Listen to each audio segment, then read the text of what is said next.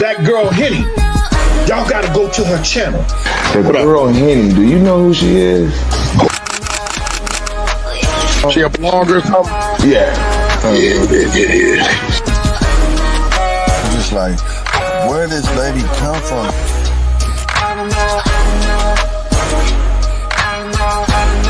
Girl been on your ass. She on your life, G. Shout out to Henny over there.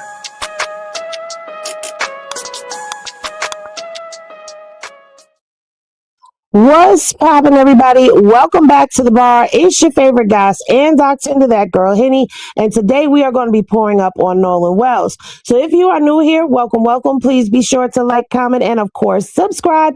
Click that notification bell, select all, so that you get notified whenever I do a video. And if you are a returning Mob Down Henny Gang member, now let's get into this pour up. So yesterday we watched part 1 of Uncle Ruckus, Officer Tatum Batum, interview Nolan Wells' quote unquote friend, Warren Hudson. Now, Warren is one of the guys who was out there on Horn Island with Nolan when Nolan disappeared. Warren is the one who says that he last saw Nolan at 3 p.m. on July 4th before he left the island and Nolan was left behind. Okay. And today we're going to be looking at part of part 2. But let's review what we learned yesterday in part 1. In part 1, we learned that Wyatt had 2 boats that were out there on the beach. The first boat was the Palm Beach. The second boat was the Triton. And there was a third boat that was driven by...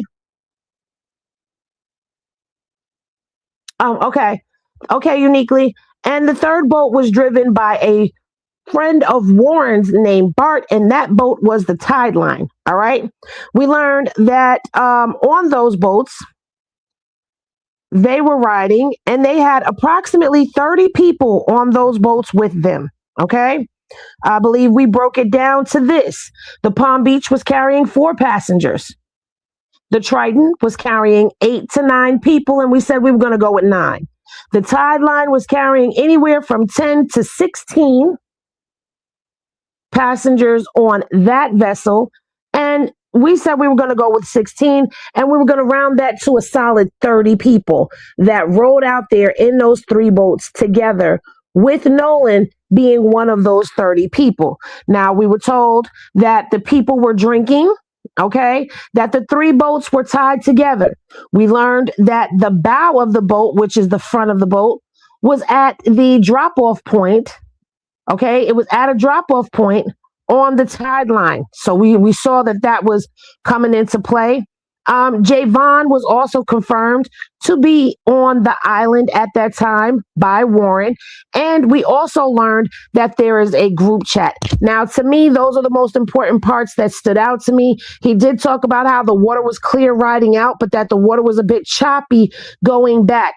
Where this video left off at yesterday, they were discussing why they ended up having to leave. So in this video, we're going to hear Warren's account of how Nolan ended up being left behind on the island and what happened to the boat. All of this is alleged. Now, before we get started, let me just say this video and its content are operated by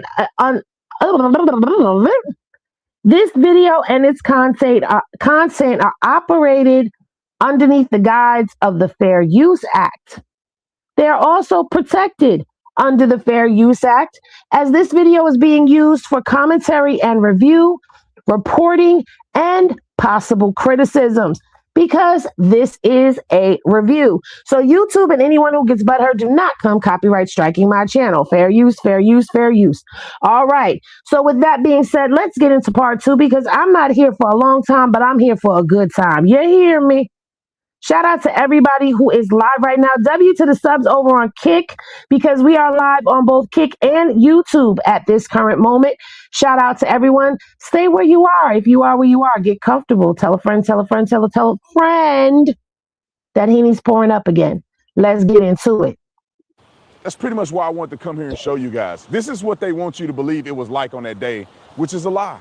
They want you to believe they came to a secluded island, just 4 of them, and then Nolan is left behind, and then his body's washed up on shore, and nobody knows what happened. Nobody could have seen what happened but the boys. Now, let me correct the record right there. Shout out to Cousin Pam. Thank you, Cousin Pam, for the 1,000 gems. Thank you so much. I appreciate you for the GOAT trophy, boo. Now, first of all, let me correct the record because nobody believes that it was just the 4 of them on some deserted island. We would be completely slow and simple-minded to think that knowing, hey, everybody, to completely think that it was just them out there, the 4 of them out there. It was the 4th of July. We're not dumb.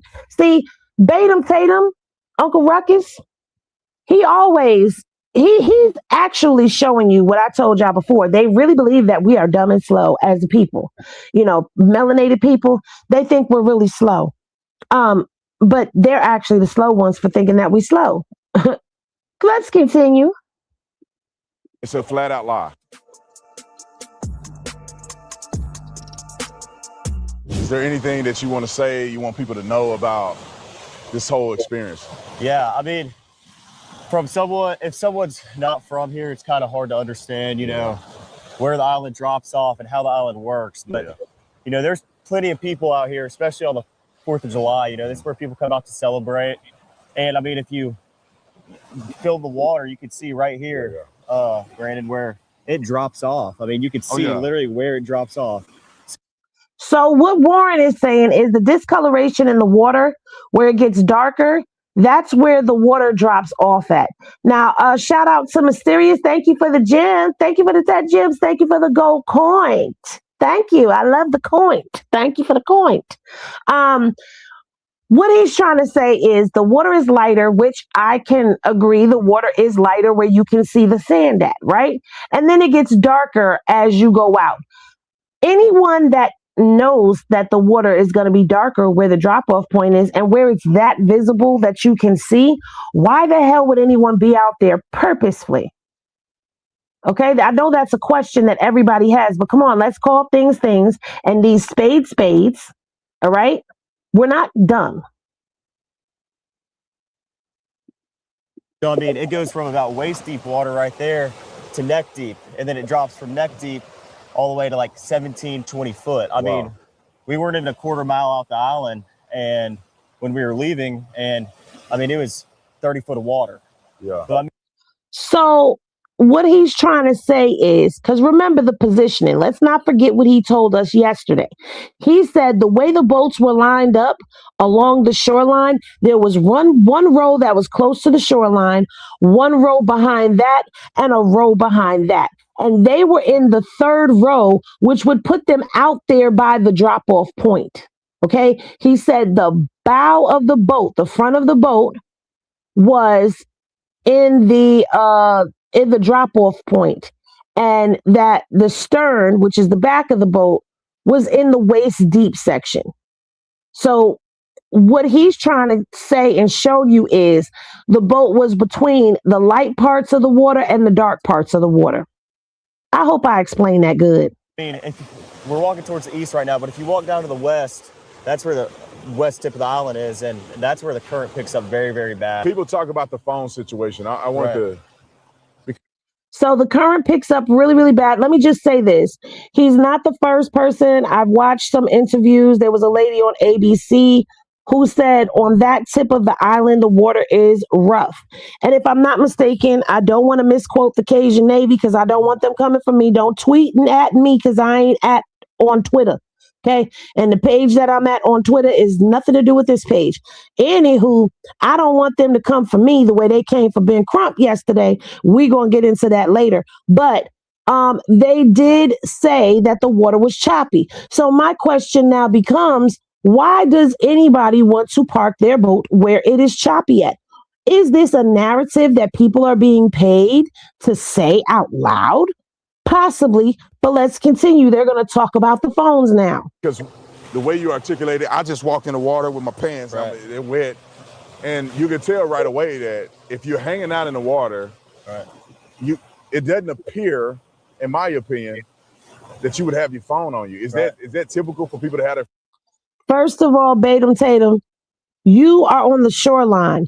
right where the sea is crashing into the shore, of course your pants are going to get wet. You didn't walk out there in that water. Let me tell you something. He was so excited to be out here doing this. But I would have liked to have seen him walk out there in that water and show just where the water's at, and that would have been something to see. I'm not necessarily saying for him to walk off of a drop-off point. Don't get me wrong. I'm not saying that. But it would have been nice to see him actually give us a visual. Henny Glasses in the chat if you agree that you would have liked to see Tatum give us a visual of what happens if you happen to drop off in the water. I'm just saying. Phones or No, I mean, people come out here, especially on the 4th and, Memorial Day, days like that, they come out here to celebrate, and people get on the water to be off their phones, first off. Second off, if I'm sitting waist deep in water, and all my friends are, everybody's leaving their phone on a boat, in a lake, if you're sitting on a pond, and no one's getting out of the water with their phone in their hand, unless, it's to take a quick picture. But most of the pictures taken on the 4th of July were on the boat. yeah. Now, I will admit, I'm looking at y'all, and I love y'all. This is why y'all are vibing with my tribe and them. I'm vibing with my tribe and them. I'm okay with him stepping into the drop.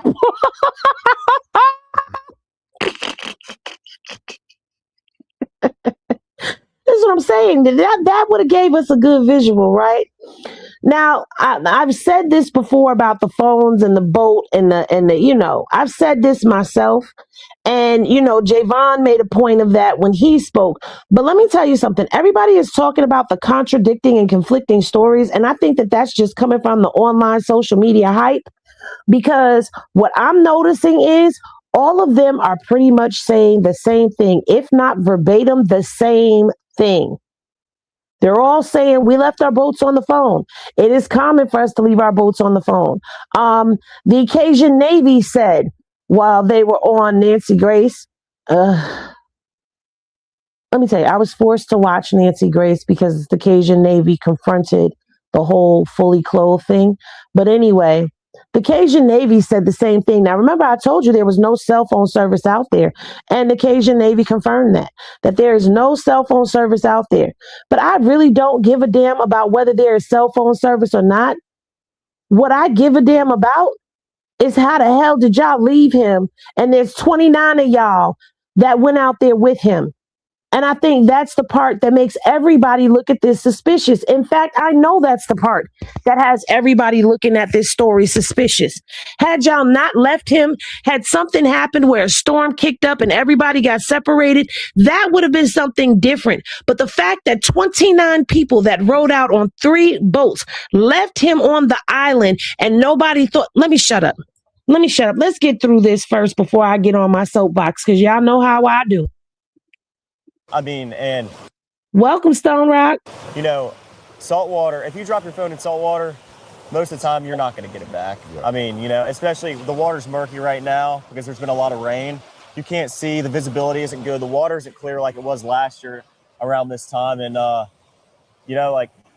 one has their phone though, usually. I mean, unless you're crazy. I'm not walking around with my phone in my hand. They've been walking around Horn Island, How many people left the phone on the boat? Was it just his phone when y'all left, or other people have phones on the boat? Absolutely not. Like there was at least, I rode out here on a different boat, like I told you, and I grabbed my phone when I left the Palm Beach to get on the boat with Triton. To get on the boat with Wyatt because we were having, boat issues. And when I got on the boat, there was phones everywhere on the console. He left the boat that he was on to get on the boat with Wyatt. The boat that he left to get on the boat with Wyatt was the Palm Beach. How was he on the Palm Beach when he said he rode out on the tide line with Bart? So when were you on the boat with Wyatt? When did you get to the Palm Beach? Because that's what he said in the last video.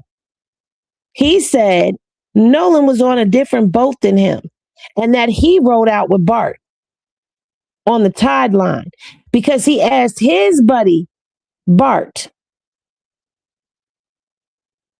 to bring his boat out on the water.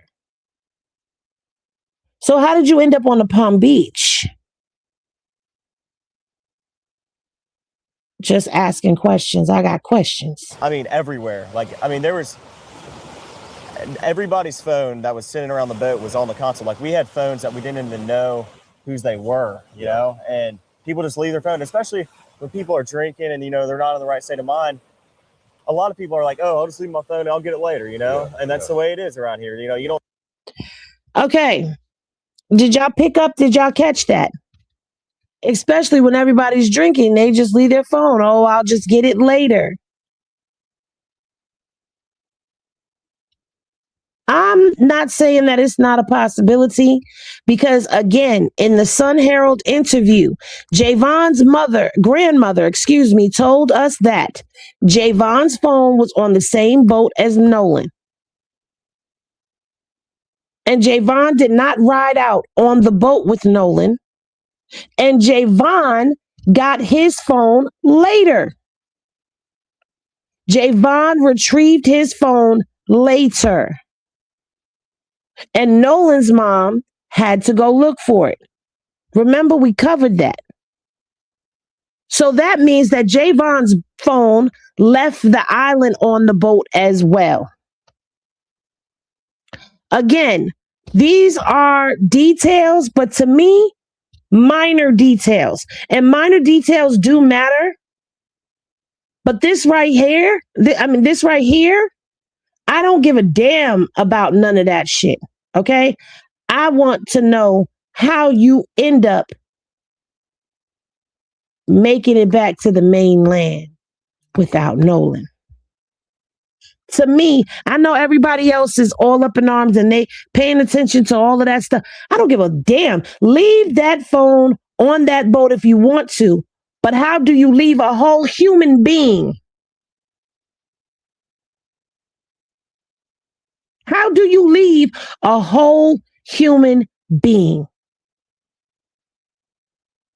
Take your phone and walk around the island. You know, there's plenty of phones on the boat and, you know, spread out between the 3 boats that we had. And I mean, we had 20 plus people on the spread between our 3 boats. So of course, everybody's phone was on the boat. I never saw someone in the water that day sitting with their phone in their hand, scrolling on anything or even taking pictures in the water. Yeah, someone might hop off the boat.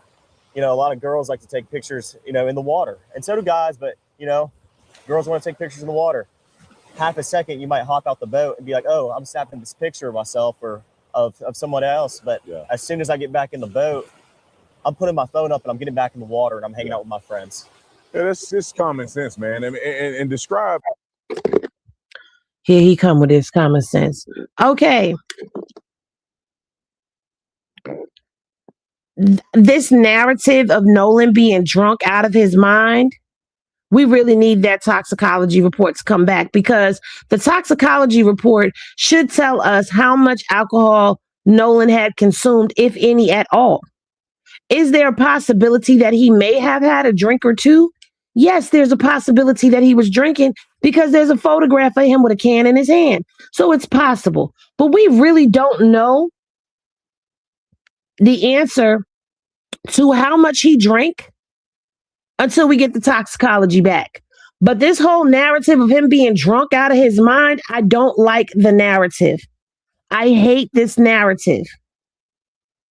And everyone seems to be saying this. Nolan was drunk. He was slurring his words. Nolan was drinking. Everybody was drinking. So are we going to blame him being left behind on the island? Are we going to blame that on y'all drinking? Because if that's the case, then y'all are admitting to drinking and driving on a boat. Y'all are also admitting to being juvenile delinquents because y'all are not supposed to be doing underage drinking. And we don't even know if y'all have y'all boating license. So were you legally or illegally driving the boat too? Because just because you know how to drive the boat, captain the ship, doesn't mean that you could legally be behind the wheel to captain the ship. There's plenty of people that know how to drive a car, but they don't have no driver's license. So therefore, they're not supposed to be driving no damn car. You feel me? To me, what the day was like. I saw a video online. How hectic was it out here? I mean, right now it's barren. There's not a lot of people out here. Right. But clearly that's not what it was on the 4th of July. So, like, how dense was it with with people here. Well, I mean, you look at all the videos, that are spread out online, and a lot of them, you can't believe what you see all the time online. You know that better than anybody. But, I mean, there was boats lined up all the way down the island, and there was rows. There was a first row, there's a second row. We were in the third row where it drops off, and then there was even boats in front of us. And Okay, so let me see if I can zoom in because I believe this may be some type of image from an aerial view, like maybe a drone or something. Yeah, from from January, from July 4th. So they're showing us how many boats are out there, and there you see. As you go down the island, you see that there's rows of boats here and there's rows of boats here. And they don't start really double and triple parking the boats until we get about here and all the way down. And you see some people are just out further from the shore than others. Okay. All the way down. It's crazy how it cuts off on that point, though. But you see all these little specks in the water. Those are boats. Now, let me explain to y'all something of what we're looking at right here. All these people that were out here on Horn Island and the people that we don't see, because you see it cuts off right here. But the island keeps going. Y'all see my mouse? Yeah, y'all can see my mouse. Okay. The island keeps going, but the picture cuts it off. So you mean to tell me out of all these people, nobody saw nothing, knows nothing at all? Down. The sheriff should be busy. He shouldn't have time to speak to no damn body. He shouldn't even have time to wipe his ass after a shit, if you ask me, because he should be too busy trying to identify all of the boats that were out there on Horn Island. And then you see these streaks in the water. Those are boats leaving out, because there's the tail, leaving out from Horn Island. Okay. Going across, driving, whatever they doing. These are boats in the water, them streaks out there. So at the end of the day, there's people here. And this is Saturday, July 4th. At 4:41 p.m. Now, 4:41 p.m., that means that 10 minutes before this aerial shot was taken from whatever device it was taken from, that means they were being towed at this time, allegedly, according to their storyline. Towards the east end of the island, and then there was people on the east tip, and we're on the north side now. All right, so you see there's more boats. More splashes of white in the water. Maybe some of those are jet skis, but there are vehicles in the boat. Now we get to this side. There's people on the south side too, lined up all the way down. And if you talk to anybody. Did we get a photograph of the other side of the island? Let us look. Let us go right here. I mean, there was boats lined up all the way down the island. And there was rows. There was a first row, there's a second row. We were in the third row where it drops off. And then there was even boats in front of us. And this went all the way down towards the east end of the island. And then there was people on the east tip. And we're on the north side now, but there was people on the south side too, lined up all the way down. And if you talk to anybody on the coast about this, they know that. Yeah. I mean, so we don't see the other side of the island, but we do get the gist. There was a lot of people out there that day. 4th of July, this is the hot spot. This is where people want to be. This is where people want to come out, hang out with their family and friends. And people say that you guys just left Nolan behind. I've seen reports of people saying that you just left him. I see reports of people saying that you asked him to get on the boat. You told him to get on the boat. He didn't. What's the truth in that? Well, Wyatt was having boat issues and the bilge wouldn't pump. So the bilge is basically a pump that releases water from your boat when water comes in. So I opened the back hatch and there's water up to the batteries. And that is obviously not good. There's water almost coming over the transom, which is where your motors sit and which is by the stern, like in the back part of the boat. So obviously we were in emergency. The boat, we're trying to save the boat. It's not like we didn't ask Nolan or we just left Nolan. Nolan decided to stay on the island with the girl that he was with. And the girl is a witness to that too. Yeah. I'm glad. And the girl is a witness to that too. Now, question. How did the boat start taking on water? How did y'all repair said boat to make it all the way back to the mainland? I have a theory about what happened with the boat, but I kind of want to reserve my theory because I ain't trying to get cussed out today. Well, no, fuck it. I'm going to just say it. I'm going to say it. I believe that they got back to the mainland. They did that quick turnaround because that's what it was described as, a quick turnaround. There wasn't a stop. There wasn't a nothing to Fort Bayou. Okay. I believe they got to the mainland, unloaded everybody, attempted to try to see what was wrong, and then they turned around and drove out to Fort Bayou to see if the boat was taking on water. The boat went back to where it was towed to the mainland, or it landed. They worked on the boat and then took the boat back home, or the boat did not get fixed. So they had to do something to stop the water. I don't know. We haven't gotten there, but I'm just saying that was something that was a working theory of mine, but I don't know. Because here's the thing with me. I don't lock in on one thing or the other. I look at all the scenarios. That does not mean that I am trying to prove guilt or innocence. That means that I'm just trying to make sense of what the hell is going on. Because in my humblest of opinions, I do believe that somebody murdered Nolan. I don't care. I believe somebody murdered Nolan. For me, the question is who? Because I'm not just looking at the friends. But do you see how he implicated Katie?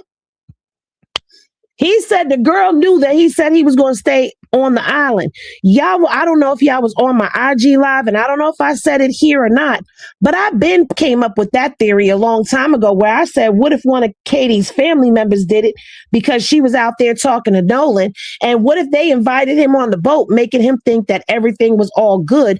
And he got on that boat and got comfy cozy with them. And then it turned nightfall. And then they binked him in the back of the head and pushed him overboard as the boat was going back to the mainland. And what they didn't think of was that there was a front that was going to be coming in on July 5th. And that front moved in July 5th in the evening and washed Nolan ashore. That's one of my thoughts. Okay. That's one of my thoughts on how Nolan ended up back on the island and not too far. He wasn't, the Cajun Navy guy said he was not too far from where he was last seen. Not he was exactly where he was last seen at, that he was not too far from where he was last seen at, and that's possible because of the way that the water was flowing. I still want to know who them people were that was in the tent and them two boats that was tied up. I still want to know. Because it's easy to do things in the cover of night. That's one of yours too, Desiree. Thank you, Desiree. See, I like when people think outside the box. I'm not set on just the friends, but the friends ain't off the hook with me. I'm looking at all possibilities, baby. Everybody's a suspect, including Batum Tatum. You a suspect too now.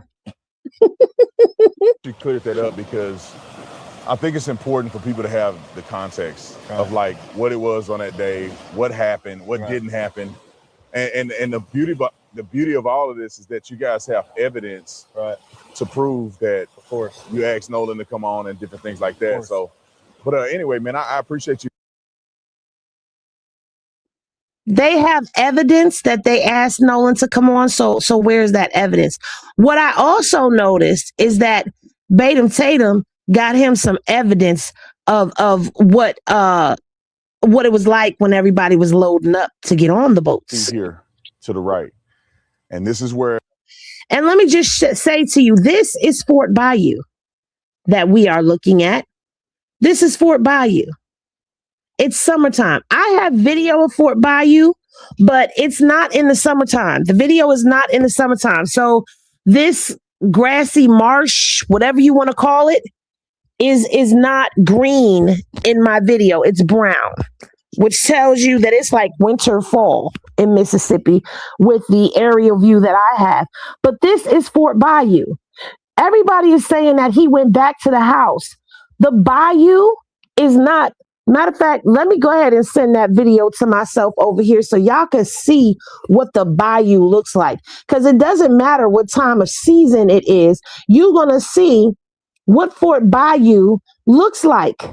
Okay, I showed it on my Instagram this morning. Again, if y'all are not following me on Instagram, be sure you do follow me on Instagram, because that's where you're going to see other, you're going to see the content. And there'll be times that I show stuff on Instagram that I may not come over here and show, or I may talk about on my Instagram and I don't talk about it over here. But be sure you're following my Instagram, official That Girl Henny. Y'all please make sure that y'all get the likes up, share the video out. Now I'm getting ready to show y'all Fort Bayou. And you're going to see what I mean when I say it don't matter the time of year, darling. It don't matter what time of year you're talking. The bayou is the bayou. All right, so y'all see it? Let me see if I can get this bigger for y'all. Yes, I turned the volume off because I don't know. Okay, there we go. Y'all should be. Do y'all see all of this? How would a body maneuver itself through the bayou to get back to the water? To get back to the water, the body of water where it would end up about 10 to 12 miles down the ocean to the exact same spot. Come on. That doesn't even logically make sense, because there's no way a body is navigating. They took it back to the house. Okay, so we about to see some houses that sit on the bayou. Okay, there goes a house right there sitting on the bayou. Do you see the twists and turns? And then this is the boathouse, like the main boat launch. But there is no way that a body is navigating through all of that. I'm sorry. A body is not navigating through that. So there is no way that body was dumped in Fort Bayou. And not only that, just in my own humblest of opinions, it would not make sense to me that he would be dropped off. Hear me out. That he would be dropped off. And as a matter of fact, is that the same? No, because there's no house there. Okay. It does not make sense to me that they would drive him all the way back to the island on the boat, dead, and still keep his phone. And if he had his keys and wallet on him, they would keep his keys and wallet to give it back to the family. It don't make sense to me. Now, maybe it makes sense to other people. I'm not judging. However you choose to see it, you choose to see it. But I don't see it. I don't see the body being dumped in Fort Bayou. I don't even see the body being dumped at the mainland. Can you move the picture from the center of the screen? No, I cannot. I'm sorry. And that's a watermark over it. I don't know what couldn't you see? You couldn't see the video? Somebody knows something, they just not saying that. Exactly. Well, you know what? There was another person who listen, a lot of us, we know that this doesn't make any sense. All right. Just like it doesn't make any sense the way that all of these rumors are going around now that are saying that Nolan is not, how do I say? I'm just going to say it because I don't care. Nolan is not missing any of his organs. And I really wish people would stop saying that dumb shit. His organs are not missing from his body. Nolan's organs were removed, and that is something that they do in autopsies. I don't care what autopsy you go and you look at, the organs come outside of the body so that they can be examined, they can be weighed, they can be dissected. That is definitely a standard practice to remove the organs. I'm sorry, 10 kids get drunk and play different. Hey, Lisa, there's no wrong opinion. There's no wrong view. And we all know that they drink a lot. I don't know why I said it like that.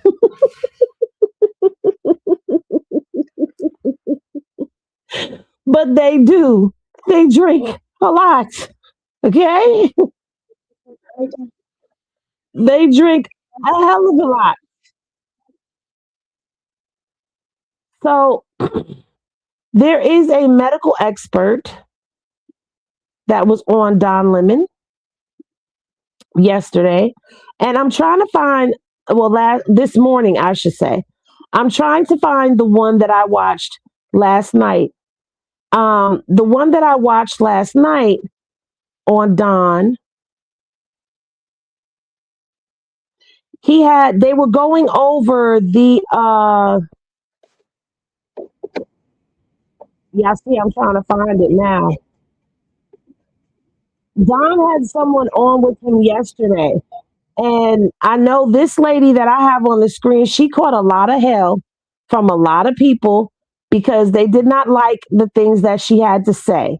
So I want to, while I have y'all on here now live, I want to find the lady who was on with Don yesterday. I found her. Is this it? I believe, yep, I found it. Okay. So maybe we'll start with her. She gave her opinion on the autopsy yesterday. And before we get into that lady, let's listen to this one. Because I think my peoples will listen to her better. And so we're going to keep fighting and digging. We're going to have Roger Mitchell. He was brilliant in his Roger Mitchell. In the experts now. Okay. I'm going to bring in Dr. Frida, triple board certified medical doctor with certifications in nephrology, internal medicine, obesity medicine, and pediatrics, and a friend of the show. Monique Presley, attorney and legal mind, also a friend of the show. They both join us now. So thank you both for joining. It was an emotional press, or I should say briefing or update, whatever you would like to call it. Doctor, let's talk about stuff. I hear occipital and rear the head and bruising and all of that. What did you make of that? Take us through what you heard. Is there anything concerning? I saw you shaking your head at some point.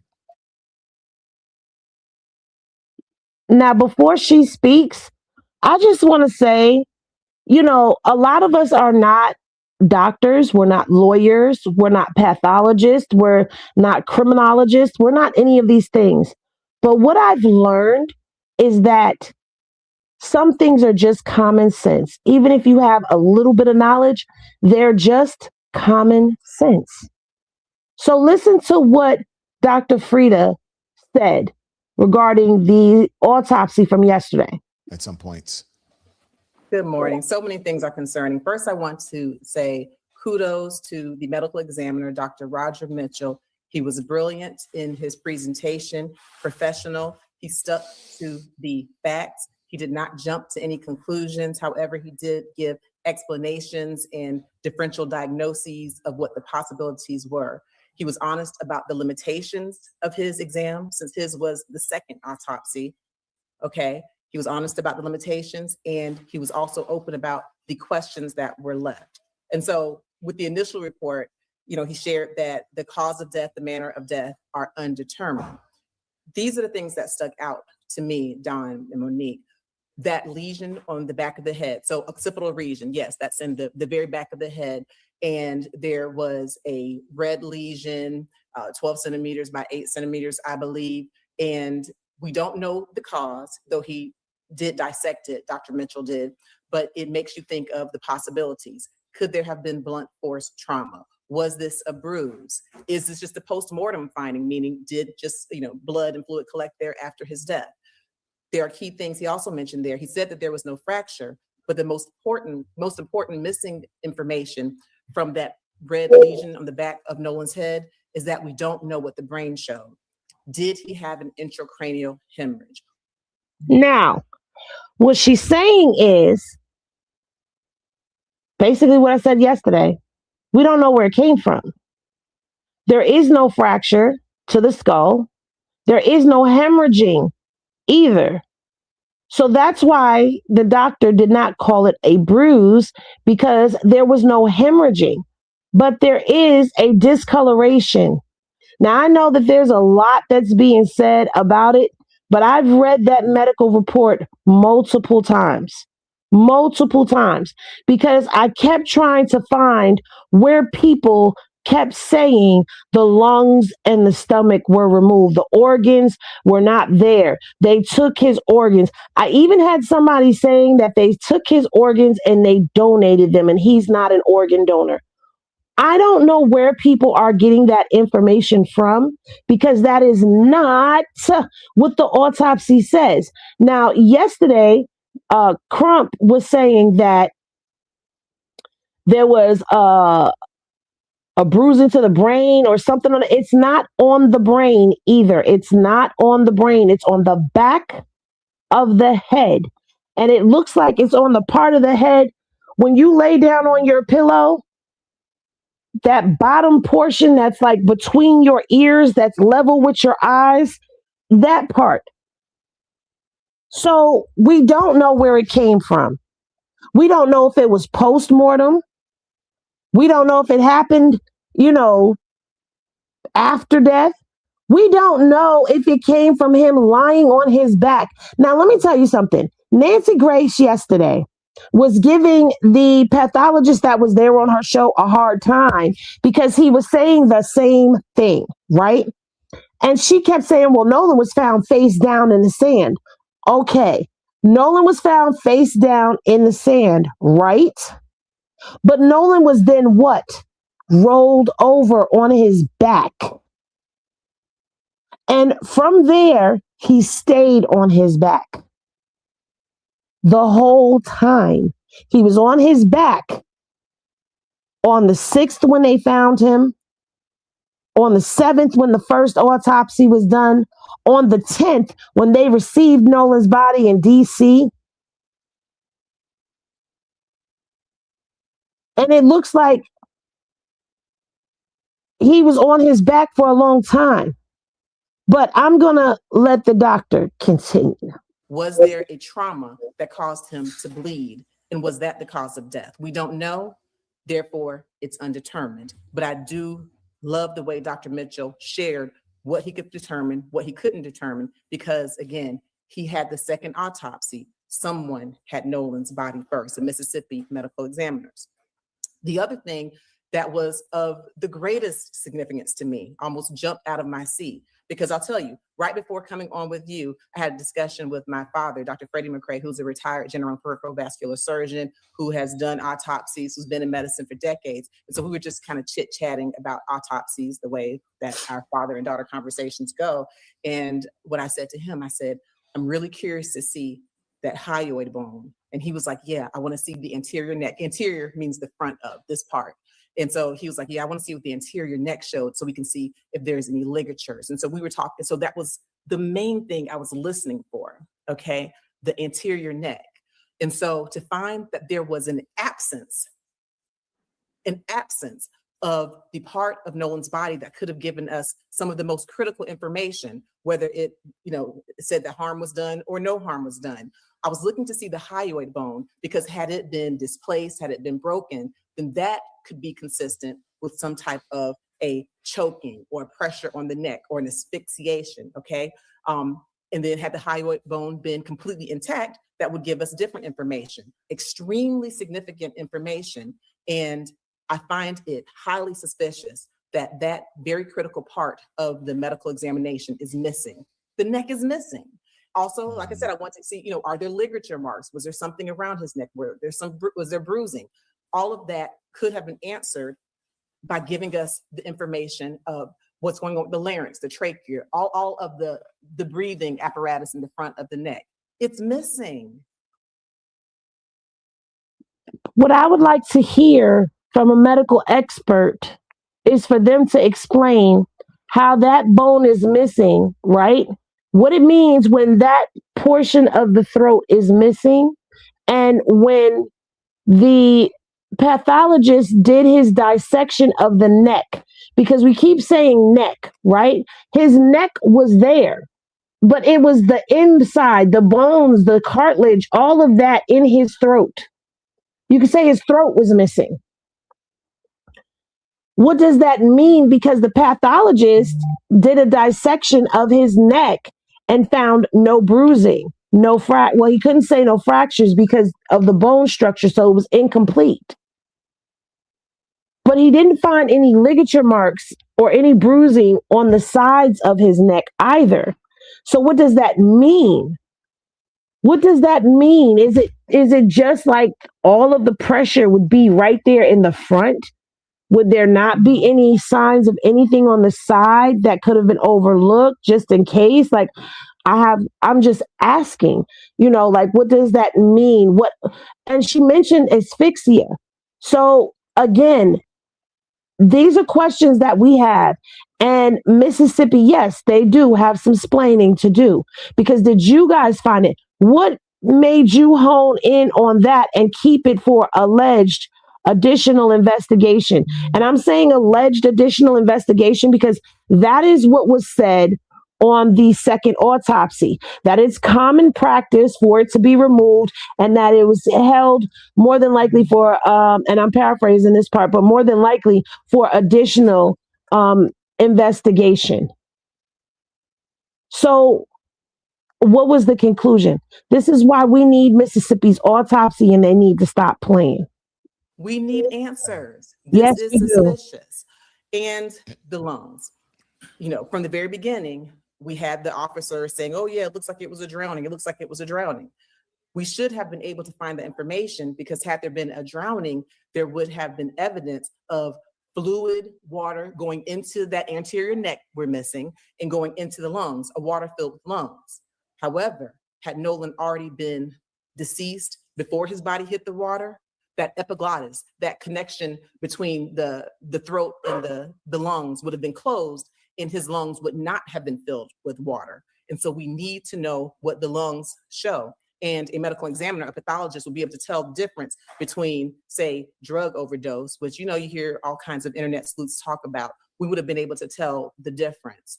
And but it's not just, what was found, it's also what was not found. Dr. Mitchell went through and said that he carefully dissected, the buttocks, the legs, the chest, the arms. He was so detailed, and he let us know what he did not find, that he did not find any broken bones, no fractured bones, that he did not find any evidence, at least in this postmortem state, of any bruises. And so I appreciate that, because it lets us know that this is not some biased gotcha moment. Let me only tell you things that are intriguing to the media. He went through and systematically did what an excellent pathologist will do. He'll tell you all of the findings. So I'm going to say thank you to Dr. Frida, and give y'all just a couple of different opinions from other people, because the social media rumors are heavy. The social media narratives are heavy, and they're running rampant, and they started up yesterday. My God, we sat on here, and a lot of y'all were in here yesterday. We sat on here and specifically listened intently with our own ears as best we could to Ben Crump read that thing down. Okay, he read the autopsy down. We heard everything that he said. Yet people were coming into the live telling us that the organs were missing. The organs are not missing. Okay, the organs are not missing. Let me pull that one more time for the people who may have missed it. The organs are not missing. The throat bones, the structure of the throat is what's missing. The organs are not missing. Okay? And I'm going to show you. I've gone through this. This is why I said I know this report. Okay? Right here. Right here. Now I can take this little thing down because this is my content. See how that works? All right.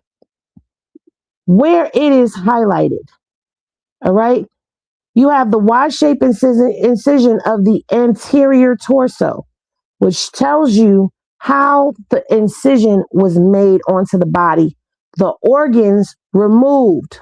Okay, that's one. Then it says accompanying the body in the body cavity. And Ben Crump said that the organs were inside of the body. What was missing? The anterior internal neck structure was absent, not received with the body. Okay, the brain is an organ. The brain is an organ, right? It's an organ. It accompanied the body in the cavity. So that means the heart, the lungs, the liver, the brain, all of that was inside of the body cavity, and they were therefore not in their proper place. You can't put the lungs back together, the structure back together. You can't put the heart back into the place where it goes. Okay, what is this? They said, Black Warrior Spirit said, a RNC, a rear naked choke, is consistent with discoloration near the occipital lobe. He was probably choked and tossed overboard. Okay, so that's a theory that Black Warrior Spirit has. But right now, I just want everybody to understand that. And then when we get down into the additional procedures performed during the second autopsy, we get right here. And it says posterior neck dissection right here. No fractures. And then it says no evidence of deep tissue injury. So there's no evidence of any deep tissue injuries on the neck.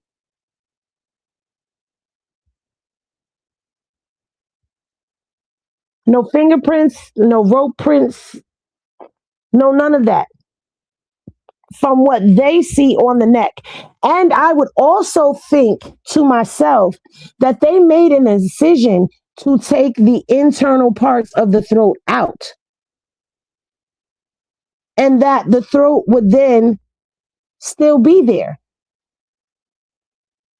So there would be marks on the skin somewhere. So there's no evidence of deep tissue injury. So again, I don't know if that means that it was not a weapon used. Maybe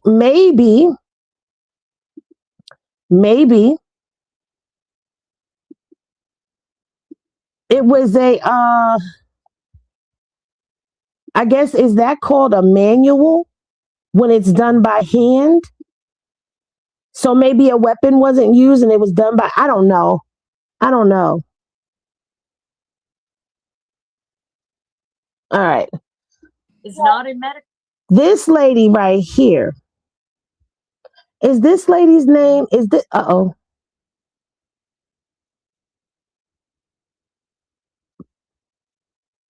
Him over. I don't. Okay. Now she was giving her opinion and people were not listening to her. They were eating her up and chewing her up. What is her name? What is her name uniquely? Is this Monique? What's going on? She can add false factual information. That CSI for a Metro Atlanta Police Department and author of Swans Don't Swim in a Sewer, and now friends of the show. I can't wait to hear what you have to say, Cheryl. I just need to get. Oh no, this is Cheryl. Okay. You ever finish a book and immediately?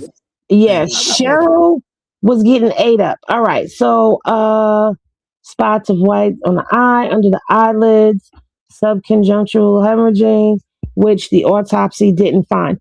True indeed. Thank you. Thank you so much for that information.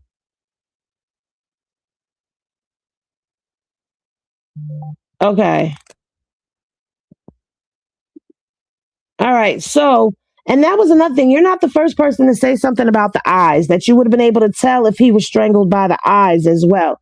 There wasn't any mention of any eye exams or any of that going on. But again, this is why Mississippi's autopsy needs to come the hell out.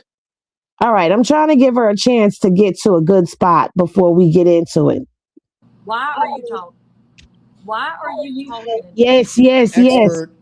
Okay. She has a question for Warren, and it's the same thing that I think a lot of us are asking him. If people don't believe that you're an expert, look at what she's saying, right?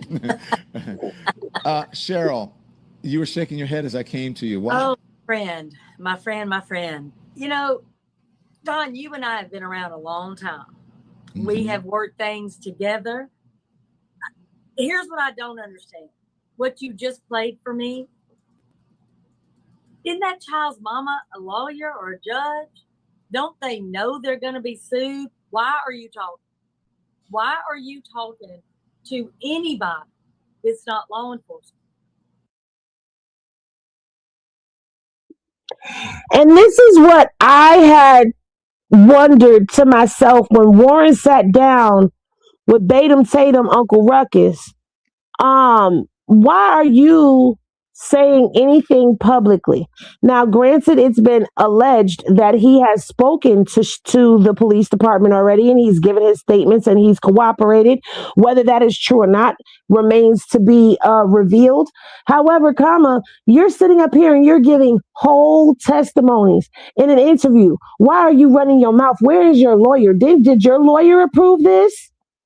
Did your lawyer approve this? Is what I want to know. Inquiring minds. Why are you not talking to the family's attorney if you have so much information? And that's something that we've all been questioning as well. I want to know who has sat down with Ben Crump's team and given their account of what has happened, because they're doing an investigation as well, and they have every right to hear from the people who were there that day.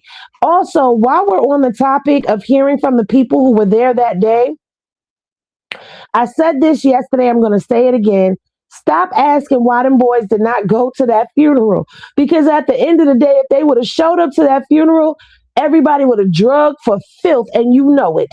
We would have said, because I know I would have said, so let me say I would have said, they got a lot of nerve. What the hell are they doing there at the funeral? I would not have been okay with them showing up to the funeral. And they probably ain't going to show up to the funeral because what you doing there? You think the family is going to be just welcoming with open arms to them, like, sure, come and pay your last respects? See, what I've noticed about us as a people, because I said, I see they ain't show up to the funeral. But then I had to think about it like, girl, if they would have showed up to the funeral, you would have drugged their ass for filth for that. And you know it. And everybody else knows it too. If you being honest with yourselves, you know good and damn well y'all would have read them boys down. Just like everybody was saying, oh, they putting the black friends out here first because they trying to use the black friends to kind of quiet us down. Well, if the white friends would have came out speaking, they would have got drugged. Either way, we were going to drag them for filth. Stop acting like we wasn't. Stop acting like we would have made this a welcoming environment for them, because you know good and damn well we would not have made it comfortable for them at all. All we would have done is got to drag them sooner. Knock it off, people. Okay, Miss Milwaukee, I know I would have. Me too. I think they want to control the narrative. However, I thought the same thing. Listen, They can try to control the narrative all they want to. What I'm talking about is us as a people. We be asking for shit we know good and damn well we don't want. We're toxic. That would help this mama. I said it to you before, and I'm going to say it again. His mama's not an idiot.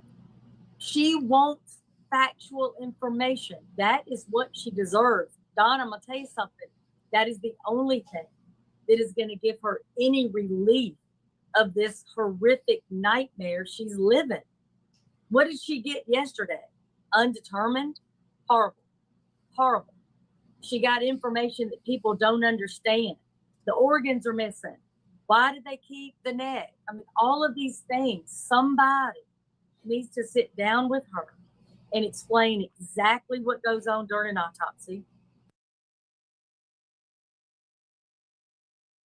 Believe me when I tell you, she ain't said nothing wrong yet to me. Because I said that too. Haven't I been saying? People got to know that these parents are on social media. If not the dad, at least the mom is. The siblings are probably on social media as well. And they seeing all of these salacious headlines going across talking about the organs is missing. They donated the organs. I couldn't believe somebody said that to me, that they trafficked his organs. The organs are in the body cavity. What is y'all saying? What is y'all talking about when y'all talking? Why the throat may have been kept. Those are easy answers. The organs are always removed. Y'all, an autopsy is horrible. It's invasive, but the organs are removed. Could the medical examiner keep the throat? Yes, that's pretty standard. They've got to do toxicology. They've got to test tissue. They want to know what shape was the larynx in. You know, did it have any sand, any injury? You know, the throat, the trachea. They're going to look at everything. And they should. But that's not sinister. That's not negative. And she needs to be able to understand that. That's part of it. But a lot of folks are talking way before they should. Coming out with preliminary results. I don't like preliminary results. They ain't results. That ain't the ending. And you're gonna give it before the grand jury. You're gonna give it before the second autopsy. Here's what I have to say to this. We keep hearing this is standard. It's standard for them to keep the throat bones. I'm calling them throat bones, okay? I don't mean no harm, no disrespect, but I'm calling them throat bones, all right? In a normal circumstance, under a normal autopsy, that may be true. But when we start talking about this body has to go out for a second autopsy, to me, that's where routine don't make sense. You call it the throat box? That's where it don't make sense, okay? Because this is evidence. This is forensic evidence.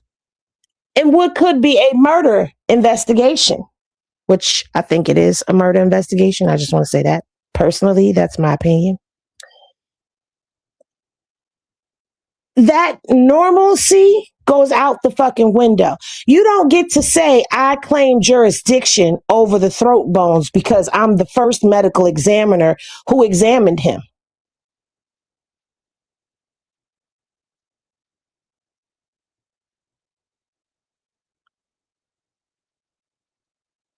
Well, that is allegedly what they're doing. I don't know, because this ain't the first time that I've heard of that, because I went and did some research and some digging, and it's not as uncommon as a lot of people think. But back to what I was saying, even if that be, you still don't get to say, I have jurisdiction over this portion of the body, and I'm not going to forward that over to the next person for their examination. No, you should have forwarded that along with everything else.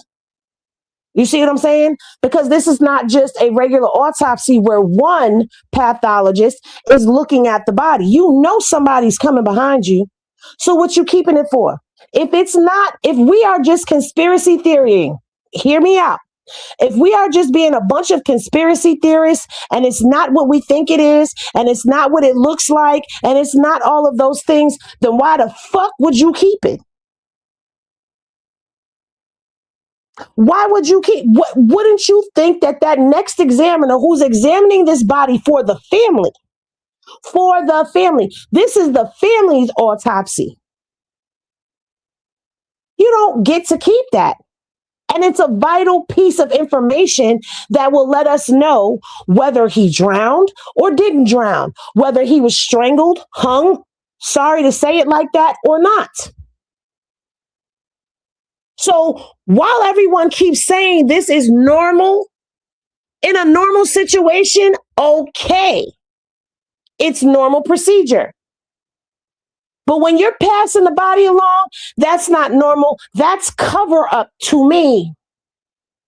That's cover up to all of you. We are not delusional. We are not rage baiting.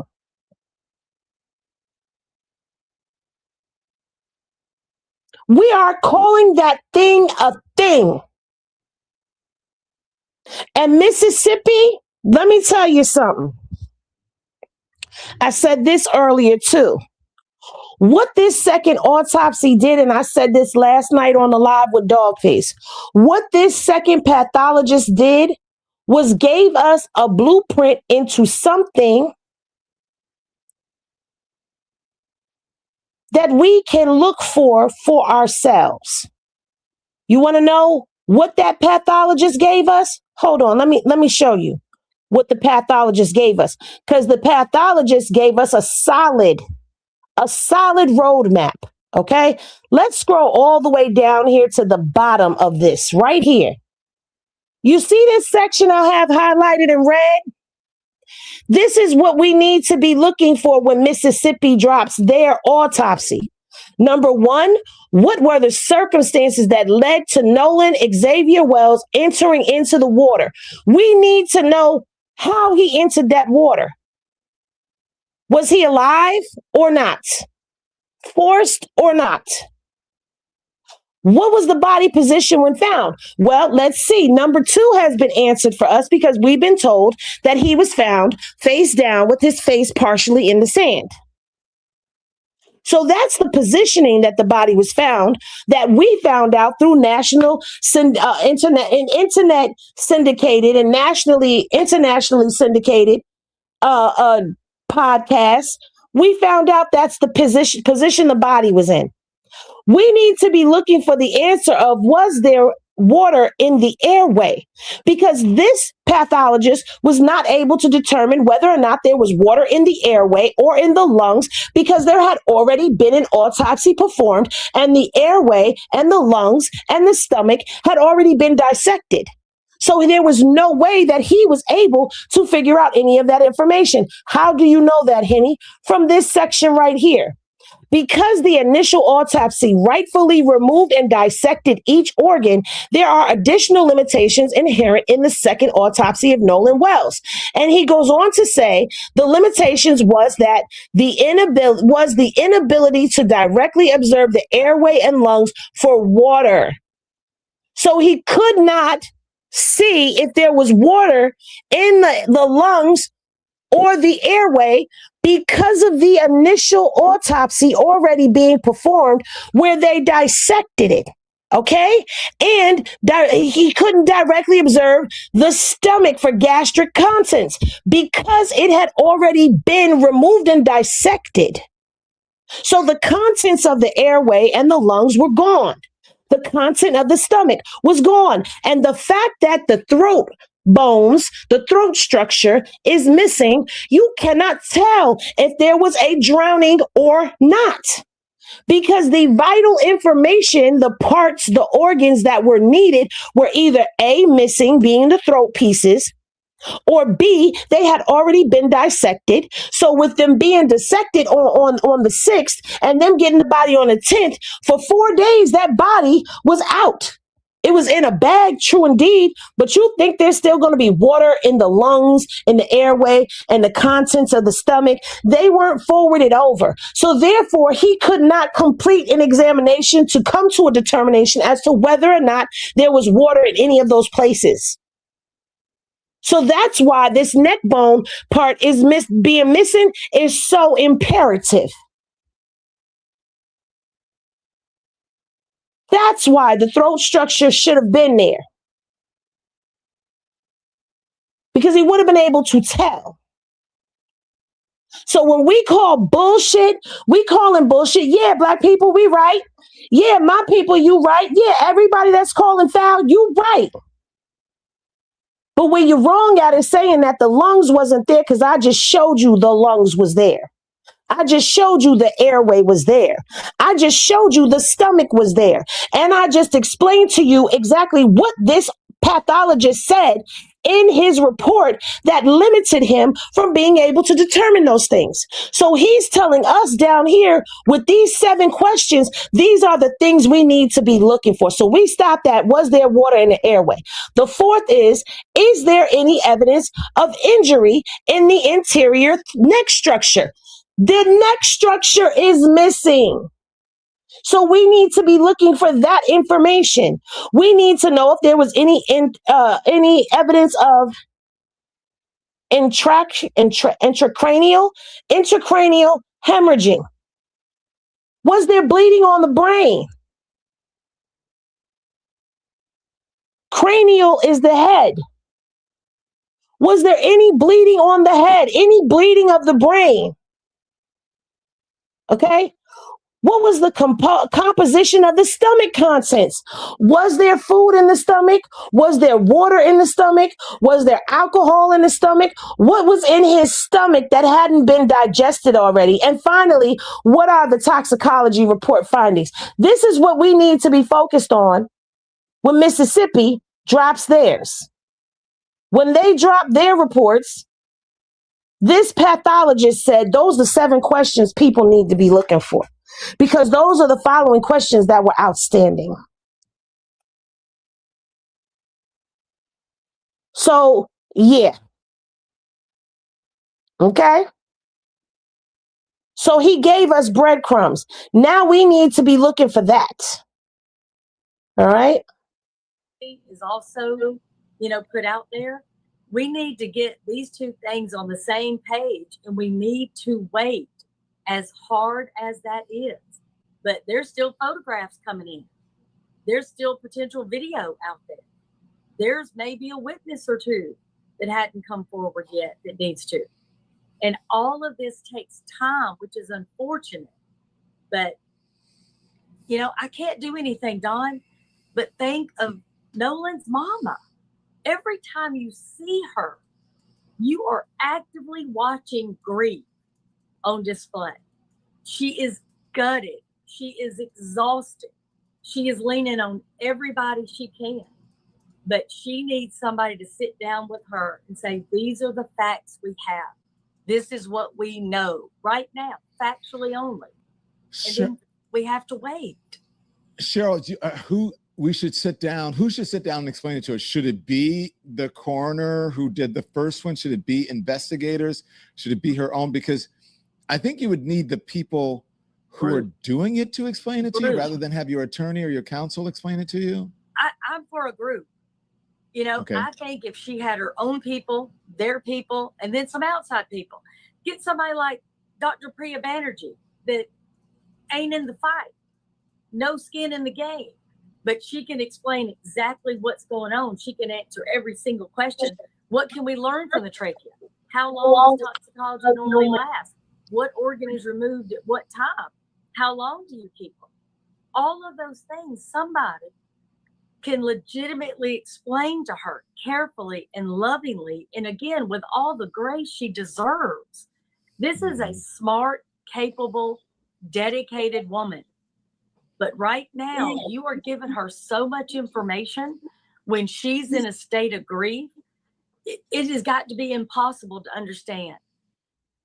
And I totally agree with that. And I want to say Nolan's mom is not completely naive to this. She works in healthcare. So she's not completely green to all of it. Okay. Shout out to and thank you, amazingly meek. Thank you for the gems. I appreciate you. And thank you, Black Warrior Spirit. She said, good live at Miss Henny from Cali. Salute. Salute to you as well. Thank you so much. And you've been dropping information in the chat. Henny, is that why they hurried up and moved the lungs and throat? Because they know it was not a drowning? We keep speaking on things we know. We just feel better if we hear it from the professional. Shaking my head.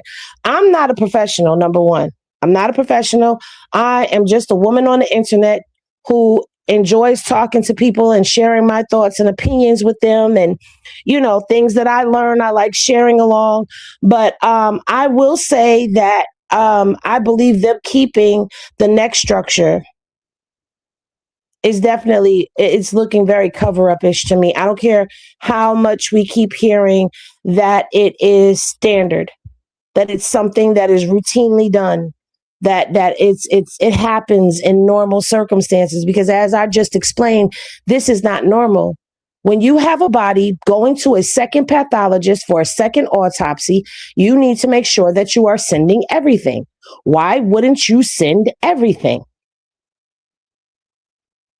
And while there is not a law that requires the first autopsy to share their preliminary findings with the second person doing the autopsy, while it's not law for them to do that, like it's not against the law, I still feel like there should have been a comparison of notes, a comparison of pictures. Something should have been given. If not to the second pathologist, they should have at least given those photographs and stuff to the parents. And I do agree with what Cheryl is saying, that this mother needs someone to sit down with her. Thank you for clarifying. She's a family nurse practitioner. Someone should be sitting down and explaining these things to her. Even though I know she can probably go to work and get one of the doctors to explain it to her. She's plugged into people, being that she's in healthcare. Someone should be explaining this and breaking this down to her every step of the way. Okay? I don't even know if they knew what was coming. Elmore and Christine, I don't know if they knew what was coming, because Ben told them to have a seat because this could be kind of gruesome. I'm paraphrasing. He didn't say gruesome, I don't think, but that's basically what he said. I think he said graphic. If it is standard and routinely done to delete, is it routinely to delete pictures after party events? How many people still have their party pictures of friends, loved ones, and making jokes inside pictures like bunny ears? What are you talking about? We're not talking about pictures, Dan. Stay on topic. Stop trying to incite outrage right now. There's a lot of people that are doing that online too, trying to incite outrage. You're not going to do that over here when we're having a civil conversation and take us off topic. Back to what we were saying. The mother should have more people surrounding her, giving her a bit more information, and that's not to say that she's completely naive either. And I feel like, now, if this is not a conspiracy, why did Nolan's friends delete stuff? You keep going and trying to change the subject to the phones. We're not talking about the phones. We were talking about the friends, and we're talking about the autopsy. We're not talking about phones. So you got one more, and then I'm going to have to put you in timeout, because you're not going to rage bait anybody in this chat to respond to you, to give you what you want. Okay? All right. Now that I've addressed that and let that be heard and known, let's just go ahead and let's skip to, even though I don't want to, but let's address this. All right. Let's address the other elephant in the room, right? So yesterday during the press conference, Ben Crump, okay? Ben Crump said during the press conference, all right, that's it. Go sit in the corner. Come back another time, Dan. Thank you. Are you coming over here to rage bait as well? So you will leave your drunk friend out of their mind on the island alone. Maybe I'm going to give you the benefit of the doubt, IMC Brown, because maybe you're behind in the video. I don't know. But I'm gonna just ignore it. So yesterday during the press conference, Ben Crump said that the Cajun Navy had said that Nolan was fully clothed. And you know what? I kind of got caught up and thought that they had said that too. But then we watched the TMZ interview and we saw where that wasn't said. But then I saw people had been telling me, no, it was said in the Nancy Grace interview. So I said, all right, let me go back and let me watch this Nancy Grace interview and see what was said.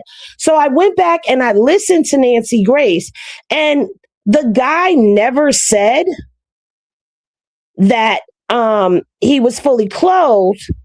However, Nancy asked him about him being fully clothed, and he said yes. She asked him 2 questions in one. So I think when she asked him 2 questions in one, it kind of tripped him up. Hold on 1 second.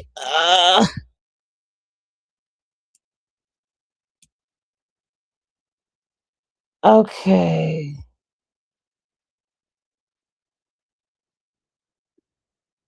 All right. So this is where we are. Let me bring that up first because this is important.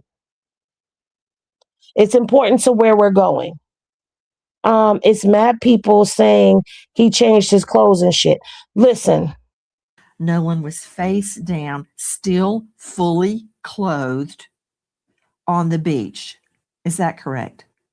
Yes, that is correct. He was face down, which would have meant that he drowned. Now, when we say he was found fully clothed on the beach, it was in the same vicinity of where he possibly drowned, right there. So it was not uncommon for the body to have washed up right there. That being said, that area full of rip currents really strong right there, goes from 2 to 3 foot to 20 feet, pretty much within a couple steps. So I stand corrected on IG. I said that there was no trees, but this is a different time of season. So clearly there are some trees. They showed us the lagoon. Now, this is what he said. This is the transcript, right? And this is what was said. The fully clothed portion. Okay? Why is it not showing? It's just taking us back to that portion. Nolan was face down, still fully clothed on the beach. Is that correct? Yes, that is correct. He was face down, which would have meant that he drowned. Now, when we say he was found fully clothed on the beach, it was in the same vicinity of where he possibly drowned. Now, when we say he was found fully clothed on the beach, it was in the same vicinity. Now, do you see what I see that happened there? She asked about being fully clothed. We're going to look at the transcript. Nolan was face down, still fully clothed on the beach. Is that correct? Yes, that is correct. He was face down, which would have meant that he drowned. Now, when we say he was fondly close to the beach, I guess is what he's saying. I guess he's saying that he was found close to the beach. It was in the same vicinity. But it sounds like he says, when we say he was fully clothed, you see? But when Ben Crump said that, that's what the Cajun Navy said. The Cajun Navy took to their Twitter X and they decided to correct Ben Crump. And they said, at Attorney Crump, we didn't say that Nolan was fully clothed when found. He was wearing only swim trunks. Do not misrepresent our words. Then they went on to post this, okay? Now, this is a clip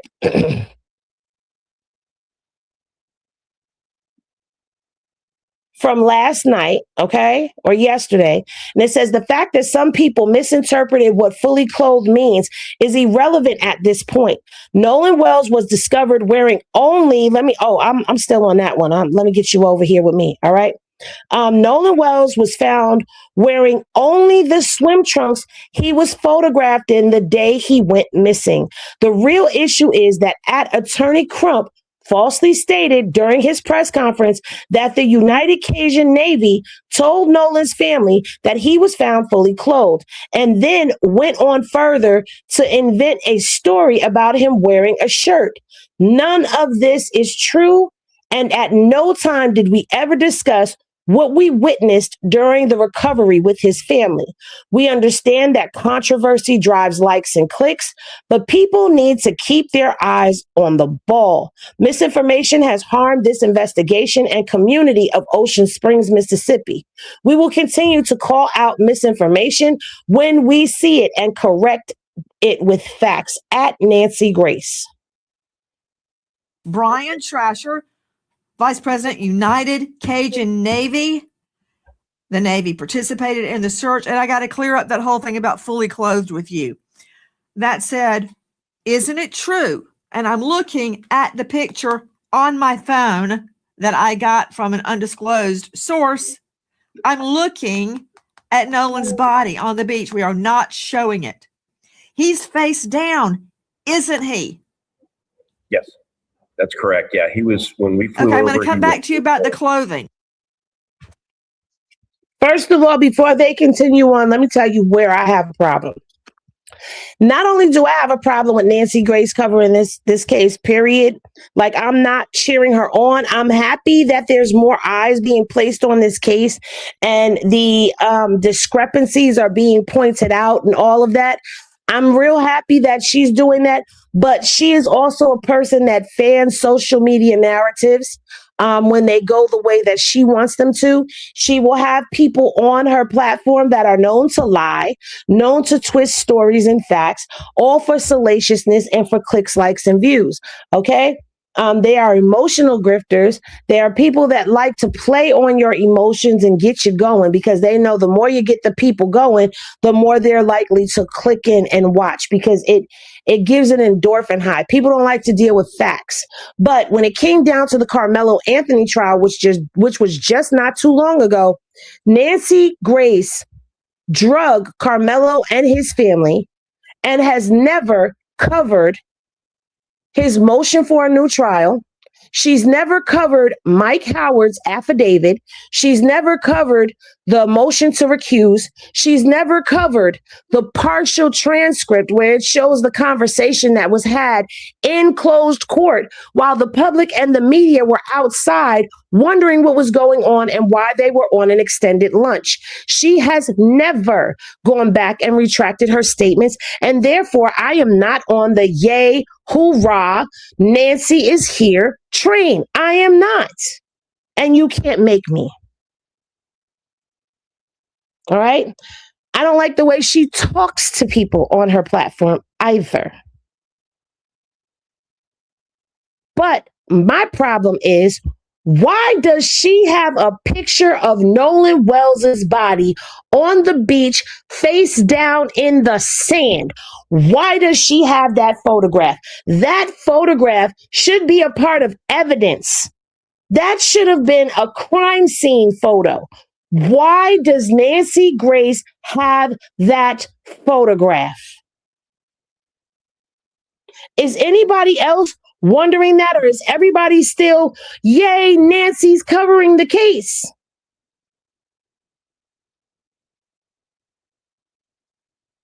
And why did she feel the need to announce it to the public? I have a photograph and I'm looking at Nolan Wells face down in the sand and I'm not going to show it. We have vivid imaginations, Nancy. We can envision him on the beach face down.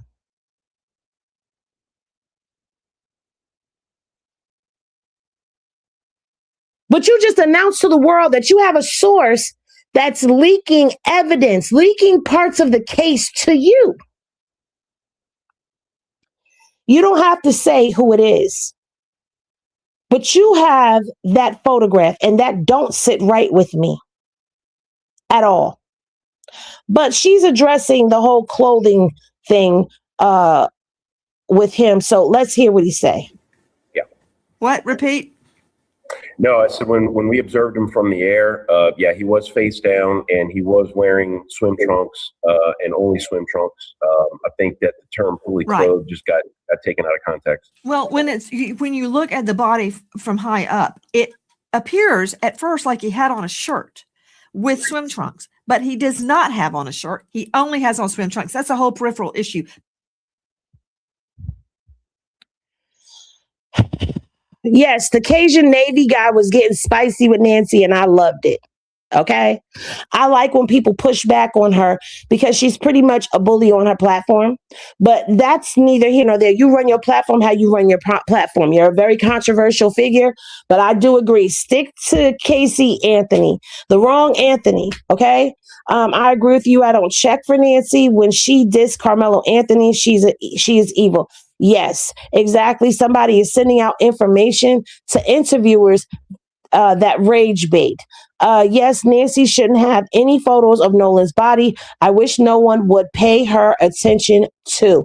I agree with that. And here's the thing that pisses me off, right? I'm going to tell y'all what pisses me off the most because we're done now.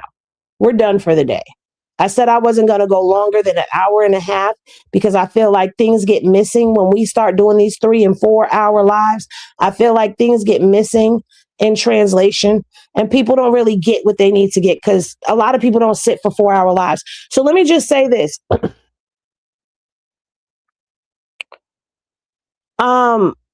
With all of the misinformation that is going on out here in these streets, there are a lot of people that are rage baiting. There are a lot of people that are creating these narratives. What I will say is, please do not come into my comment sections on any platform and start talking about those 2 girls that sat down and said that Nolan Wells was beaten and burned, because this autopsy made no mention of any of that. Okay. Please do not come talking to me about no pool party where Nolan was allegedly beaten at the pool party and was throwing up blood. Because this autopsy that was done, this second autopsy where they dissected Nolan's whole body from head to toe and didn't miss a spot, including his pelvis, his arms, and his legs. They looked for deep tissue injuries and fractures. Deep tissue injuries is bruising, is hemorrhaging under the skin. There was no bruising to Nolan's body. Please take the time to read the damn autopsy for yourself. I'm going to post it on my page. So if y'all want to see it, y'all can go over there to official that girl Henny on IG and y'all can read it for yourselves. I don't want to hear about no organ trafficking because his organs were not trafficked. His organs were there. The second pathologist said the organs were there in the cavity of the body. Okay? The neck structure was missing, and that's it. His brain was there, his lungs was there, his stomach was there, his airways were there, his organs were there. Okay? Right now, what we need to be focused on is Mississippi. Now, I do agree that it does take time for a toxicology report sometimes, but at this point in time, I stand on my square with saying that the toxicology report should have had a stat on it. They needed that back stat. Because if this had been the other way around, everything would have been stat. They'd have had that toxicology back in a week. Do you understand me? And let me say this about Nancy Grace. Y'all could be happy for Nancy Grace if y'all want to. I'm not judging nobody. I'm just telling you why I'm not doing it. I celebrate people like Don Lemon. Don Lemon has been on this case from day one, from the start. Okay? What did you say? Part 3 interview with Warren is out now. He mentioned Javon. Hold on. I guess we ain't leaving now. I thought we was leaving. She said, nah, we gonna find a way to make you stay. All right, well, let's get to it then. Ain't nothing to it but to do it.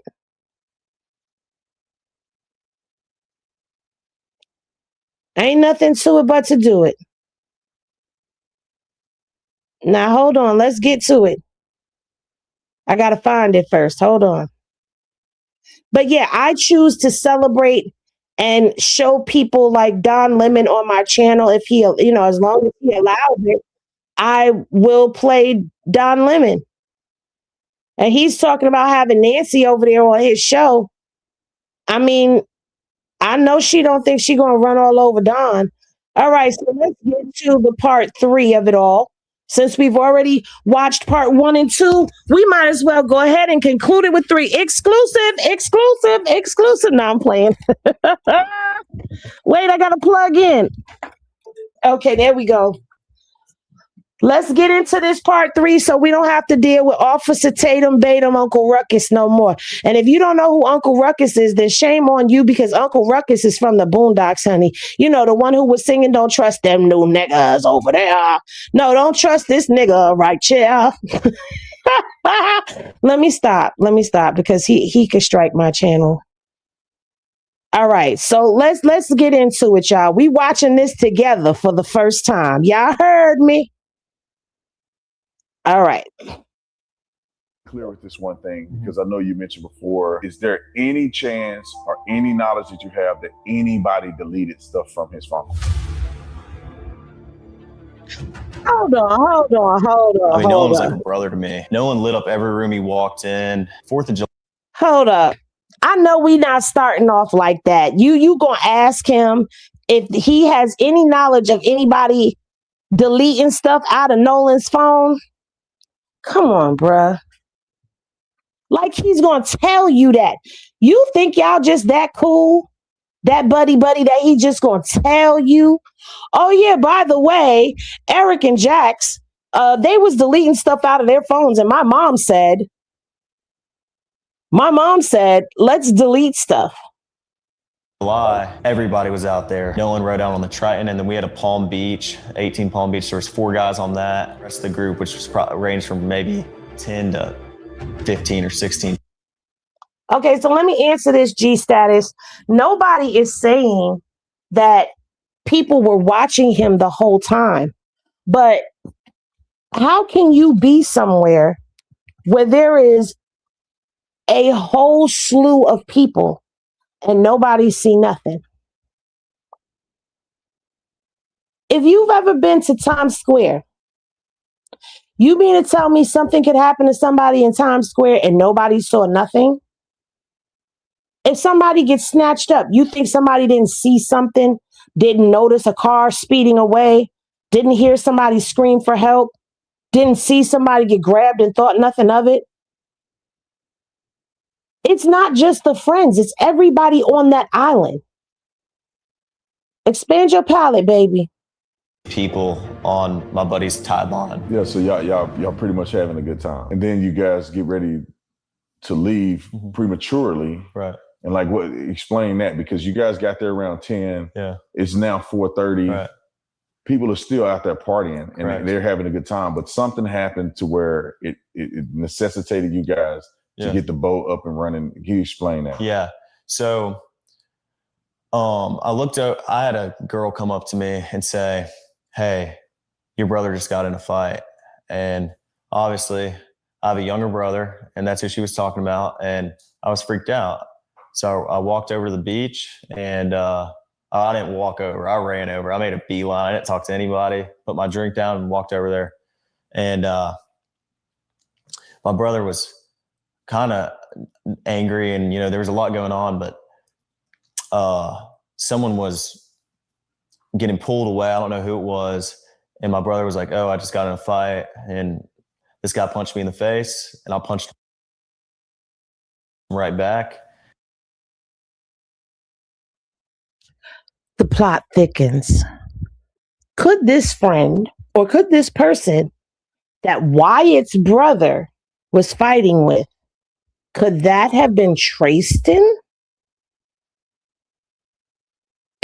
Could Ike and Trayston have been the ones that were fighting on the beach? Then again, they said that there was a lot of fights that happened that day. But just off hearing that right away, my mind instantaneously went to Trayston. But I don't know. and then went to the ground. And my brother put him in an arm bar. And was Nolan involved in any of this? Absolutely not. When I was over there, it was a bunch of younger guys like my brother's age, and I mean, Nolan. I never saw Nolan over there. Yeah. Absolutely not. And okay, sorry, I just lost my train of thought. So you get ready to go. There's an issue with the boat. Okay, yeah. And this is well, what yeah, this led up to that. That's what I'm saying. So the fight happened with your brother, or a little scuffle. You know, I'm assuming that it was cleared up. Right. You got your brother out of that situation, and then how did you find out that this boat is sinking? Well, he's leading him. Like how cops will lead somebody in an interrogation. That's what it's giving me. Like you're leading him. I don't know. Maybe it's just my suspicious mind, but that's what it feels like he's leading him. I walk back over, and like we're probably around each other for a little bit. I mean, you know, I wasn't thinking anything of it. I pulled my brother off the beach, and I was just like, listen, get in the water, hang out with us, calm down. I mean, he was calm, but I didn't want anything else to happen, you know? And so once I got back over to the boat, I got on the Triton, and the Triton had probably about 6 inches of water up to the transom. And I was freaked out because I'm good friends with Wyatt, and that was his boat. And, you know, no water's coming out, no access water's coming out. And, you know, it was a big issue because I think the reason was because there were so many people getting on and off the boat. And at some point, the boat was very, very crowded, and there was just a lot of people on. So that it drags water in. And eventually, I think over time, we were out there for a couple hours. The boat just started filling up with water. So I popped the starboard side hatch, and the battery was completely underwater. And so the motor wouldn't trim down. I mean, my buddy would go to trim it down from the console, and it'd trim down, and then it'd come right back up. And so Wyatt's trying to throw a rear anchor, so we're caught, and he's, you know, yelling at people. Everybody's kind of freaking out. So the boat was overweight with people, and it started taking on water, and they're trying to make sure that the boat doesn't go under, is what he's saying. Now, Javi, I see your comments.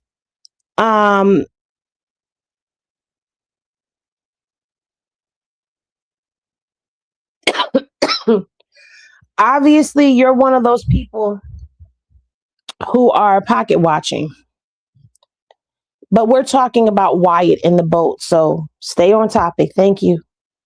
And eventually, I'm like yelling at other people, trying to tell them, you know, calm down. Like, you know, the boat could possibly sink, you know, and I'm not paying attention to everyone around me. I was paying attention to my buddy's boat. And that's what all my other friends that were on that boat were doing, trying to solve the problem. So you're on the boat now. The water is getting up to the point where the boat may be disabled to where you couldn't get it out from Horn Island. So what happens after that? Wyatt jumps to the water, tries to throw a rear anchor, and my buddy Meyer, you're sitting looking, trying to pull trash out the bilge. And the bilge is basically a pump that pulls the access water out the boat. So the bilge was failing to work. So any excess water was just sitting in the boat. It wasn't getting pumped out. And I looked over the gunnel, and I looked at the release hole for the bilge, and it was even with the water. So, I mean, we're all freaking out. All of our, you know, we're not focused on anything else other than the boat. Well, then, all of this that they're saying, they're speaking boat language. I don't speak boat. I don't know where Droovy is. Droovy would have been able to navigate us through this. But what I'm going to say is, so basically what's happening is the boat is taking on water, and they can't use the bilge pump to get the water out. It's just filling up. It's up to the battery. They're trying to stop the engine from getting sank under the water any further, from sinking under the water any further than what it is. Eventually, my buddy Bart on the tide line is like, I'm going to pull y'all out to where we're out of all this, you know, all this chaos. Because we left at 4:30, and there were still just as many people there, if not more, than when we got there. I mean, probably around the same amount. I mean, it was. Okay, so the Palm Beach is being pulled by the tide line, is what he's saying. So Bart is going to tow Wyatt's boat, the Palm Beach. Crazy. Like there was a lot of people. And I mean, eventually Bart pulls us out. You know, we left at 4:30, but we really weren't pulled out away from everybody. We were probably about a quarter mile out, and we had the towing strap pulled from, you know, Bart's port side cleat or starboard side cleat, and he was on our starboard side bow. And so it was rubbing on his power pole. So Bart turned around, pulled up next to our boat, and we were just trying to get it situated. So that's when Wyatt called Cito. And Wyatt was like, you know, calls him, because the cell service isn't great at the island, but once you can use your phone, but stuff might not just send. And like, I mean, it's not great. You know, you got maybe one bar, it won't work that well. But once you get a little off the island, you have cell coverage. And even on the island, like I called my mom when we were on the island, you know, it was fine. Like we had, you know, enough cell coverage to make a phone call or shoot a text over, but you don't have enough cell coverage to like send a picture, for example. So Wyatt. So I want to go back. Yeah, so yeah. I want to touch on that. Hold on. Because the Cajun Navy said that there's no cell phone service out there. Google says there's no cell phone service out there, but Sheriff Ledbetter said that the cell phone service was shoddy. So did y'all call over the phone or did y'all radio? Because it sounded like it was a radio call to me. Now I'm getting curious as to what's up with this story. You're telling us that it was about a quarter mile that you were towed out by Bart, and then y'all called Cito. Why would y'all pull the boat out further into the water if your boat is taking on water and you can't get it off? Real quick, because the phone thing came up. No, that's about 45 minutes. It's not a 20-minute boat ride. It's about 45 minutes. And that has been verified by people I know that live in Mississippi. It's a 45-minute to an hour boat ride. At some point. And so was it, when you guys got off the boat, yeah, I mean, were people taking their phones off the boat? Or is that not typical? Because I know that Nolan's phone was left on the boat, right? Even though, you know, after you guys had left. So can you explain that? Because I think people need to understand this a little clearer. Yeah.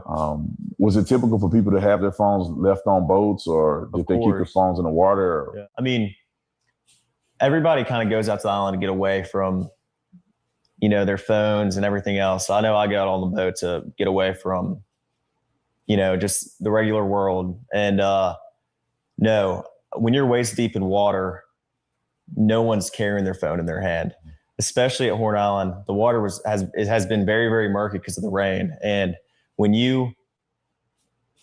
it's just very risky. If you're going to have your phone in the water, you know, some people might for a couple minutes and like maybe taking some pictures of each other. You know, I know a lot of girls like to take pictures in the water at Horn Island. You know, guys do too. You know, like people like to take pictures, and but a lot of the pictures you see are on the boat for a reason. And so, no, I mean, if someone is on their phone in the water, they're using it real quick and then putting it right back on the boat.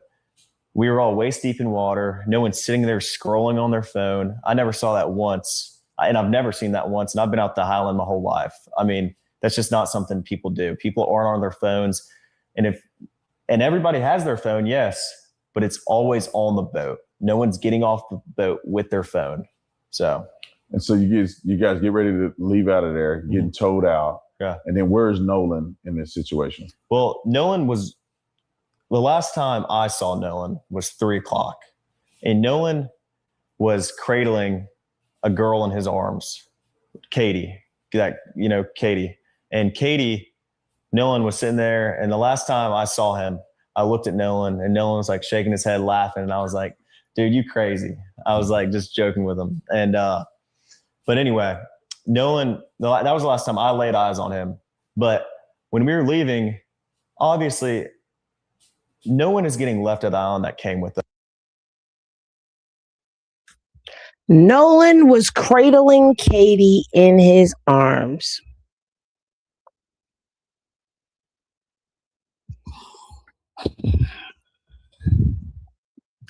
I have my suspicions, but I'm going to keep them to myself. But I also see that the narrative is pushing back on Katie. Are y'all hearing what I'm hearing? I've already given my theories on Katie. And I don't want to align with none of them. Because now I see he's trying to push blame back on Katie. Okay? And yes, I agree. This sounds very rehearsed because you just said those same lines when you were on the beach. You said, everyone leaves their phones on the boat. Only people, girls like to take pictures. I mean, some guys do too. You said the same thing verbatim. Us, unless they demanded to, be there and asked, this is a very common thing at Horn Island. When you're out there, a lot of people ride out there with someone and in with somebody else all the time. I've done that 100 times.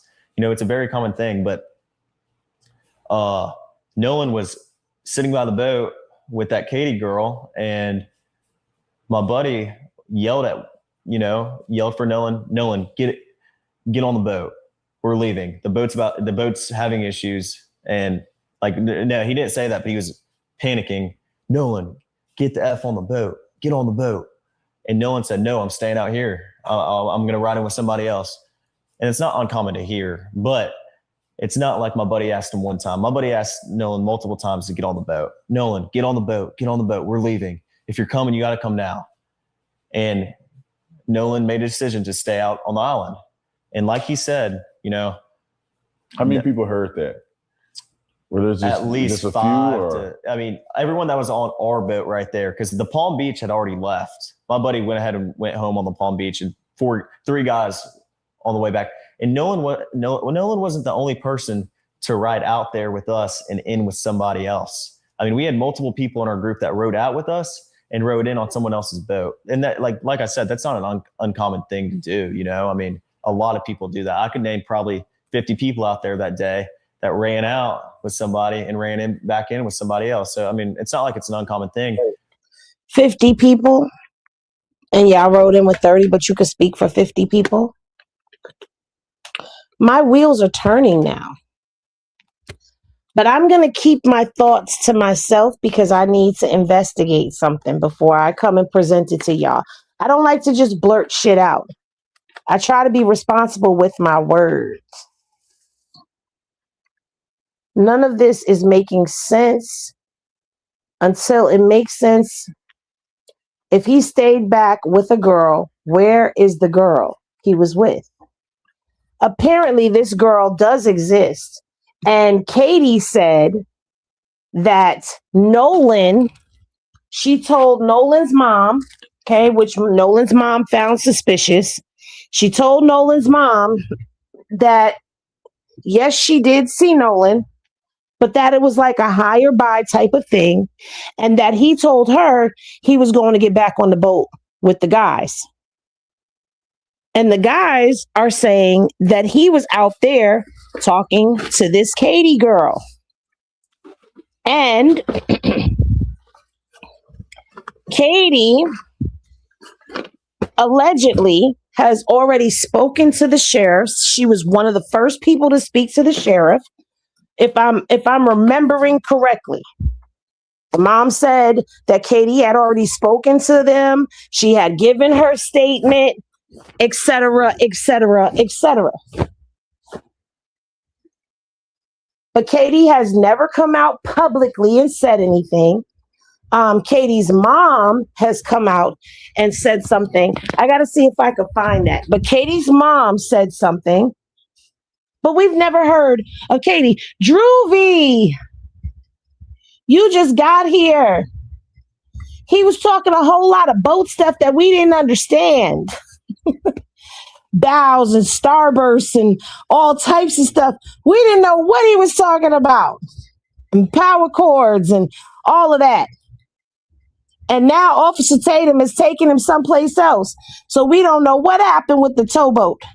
But it's not like we just left him there, or my friends just left him there. Nolan made a decision to stay on the island after my friends asked him multiple times and told him to get on the boat, and he decided to stay. And I heard the girl that he was with, Katie, had text somebody that she heard people yelling correct for Nolan to get on it. Is that true? And I have a picture of that. She texted my buddy, and the next day everybody was panicking and everybody's texting Katie, because she was obviously seen with Nolan the whole day at the island. Katie sent a message to my buddy the next day and said, this is the last time I saw him, he's really sweet. But she also mentioned that the last time she saw Nolan was when my buddy was yelling at him to get on the boat. And she was right there to see that Nolan decided not to. Yeah. And so you guys get in the boat, you start to get towed in, and you make it back. Now explain how did you get to the point where you were concerned about Nolan? Because obviously you said, hey, Nolan, y'all need to, or somebody, not when you, did I get but to that point? You guys had made mention Nolan need to get on a boat. Yeah. He didn't. Yeah. You guys get back to wherever you're going. Right. Explain that. Did you guys go back to somebody's house, or you?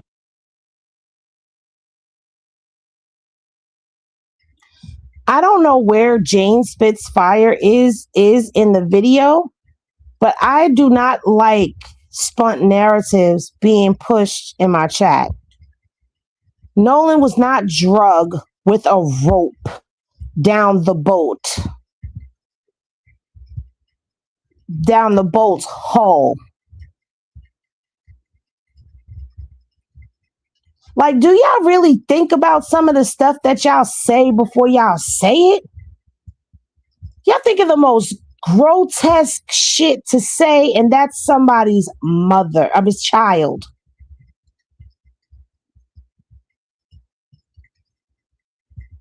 Ugh. Well, Maisha, no, I didn't see where somebody is saying that they took pictures. If you're talking about the Cajun Navy people, yeah, they took pictures. The police took pictures, but Nancy Grace shouldn't have no damn pictures of the body. I still stand on that. And I agree. Katie better lawyer up ASAP, okay? ASAP. It's time for someone to talk to Katie. My friend versus my buddy versus Nolan. What's a good friend? This punk is lying up something. I know. Overthought you didn't know that Nancy Grace said she has a picture of Nolan's body on the beach? Yeah. Yes, like what happened there? And then when did you feel like, well, wait a minute, where's Nolan? Right. Okay. Well, running in was very chaotic. I mean, Nolan chose to stay on the island, so my focus wasn't on anything else other than the boat, because if the boat doesn't get in, then no one gets in. I don't want to sink out there on my buddy's boat, and no one does. But my buddy Wyatt jumped out and pulled the plug on the boat once we kind of got out there, because he got the motor to trim down. And the motor trimmed down. My buddy Wyatt pulled the plug, and we planed off. We moved all the weight to the front of the boat so we could plane off. And eventually we planed off, and the boat was running. So when you're planed off and you have water in the boat and you're hauling, we're going pretty fast. We're going probably 40, 42 miles an hour. And so all that excess water that was built up in the boat is coming out of the boat. So, I mean, that's what we had to do. So we ran into Fort Bayou, and we didn't just run straight up. I want to say shout out to Kristen, even though she's not in here. Kristen said when her boat was taking on water one time that they had, she said if they just drove real fast, if they would just go real fast, the water would start to come out the boat and they would be all right. And that's basically what he's saying that they did, is that they drove real fast. Now, Drew V, Druvy, is this possible? What he's saying right here? My buddy's grandparents' house. We ran into Fort Bayou. A couple of us jumped in the water, and Wyatt, like the whole reason for the stop was so Wyatt could hop in and put the plug back in the boat. So then after that, we went and docked it, and I went back. So the plug came out. I knew the plug came out. Remember I said that? When people were saying there's no way that the boat was taking on water, I said, well, the plug could be knocked out. So the plug must have gotten knocked out when he said all of the people on the boat, that there were so many people on the boat and that the boat started taking on water. Okay, so Druvy, this is what he said. He said that the boat was taking on water, that there were so many people that had gotten on the boat at one point in time, and the boat started taking on water. But see, Tatum, Uncle Ruckus cut him off when he was telling a story about the boat so he could get to Nolan and all of that. But he said the boat started taking on water, that the water was covering the battery, and that the engine wouldn't something. I forgot what he said, but he said that the engine would, oh God, what did he say? The engine, basically they couldn't get the engine to like go or something. I don't know. But he said the water was starting to go to the engine and they knew that was a problem. So he said they got towed out by the other boat. Yes, stall out. So he said the other boat hooked them up. The friend's boat hooked them up and pulled them out. And he said that they, I guess that's when this happened. When the engine eventually caught and they just sped and the water came out of the boat. So that's why they ended up not needing the sea tow. And who helped them was the friend Bart, who had the third boat that they took out on sea. Back to my buddy's house, and we ate and napped for a little bit. It was a long day at the island, so we were all tired. And eventually, we go over to a girlfriend of mine. She was having people over for 4th of July. We were doing like fireworks and stuff, so we all went over there to swim and hang out.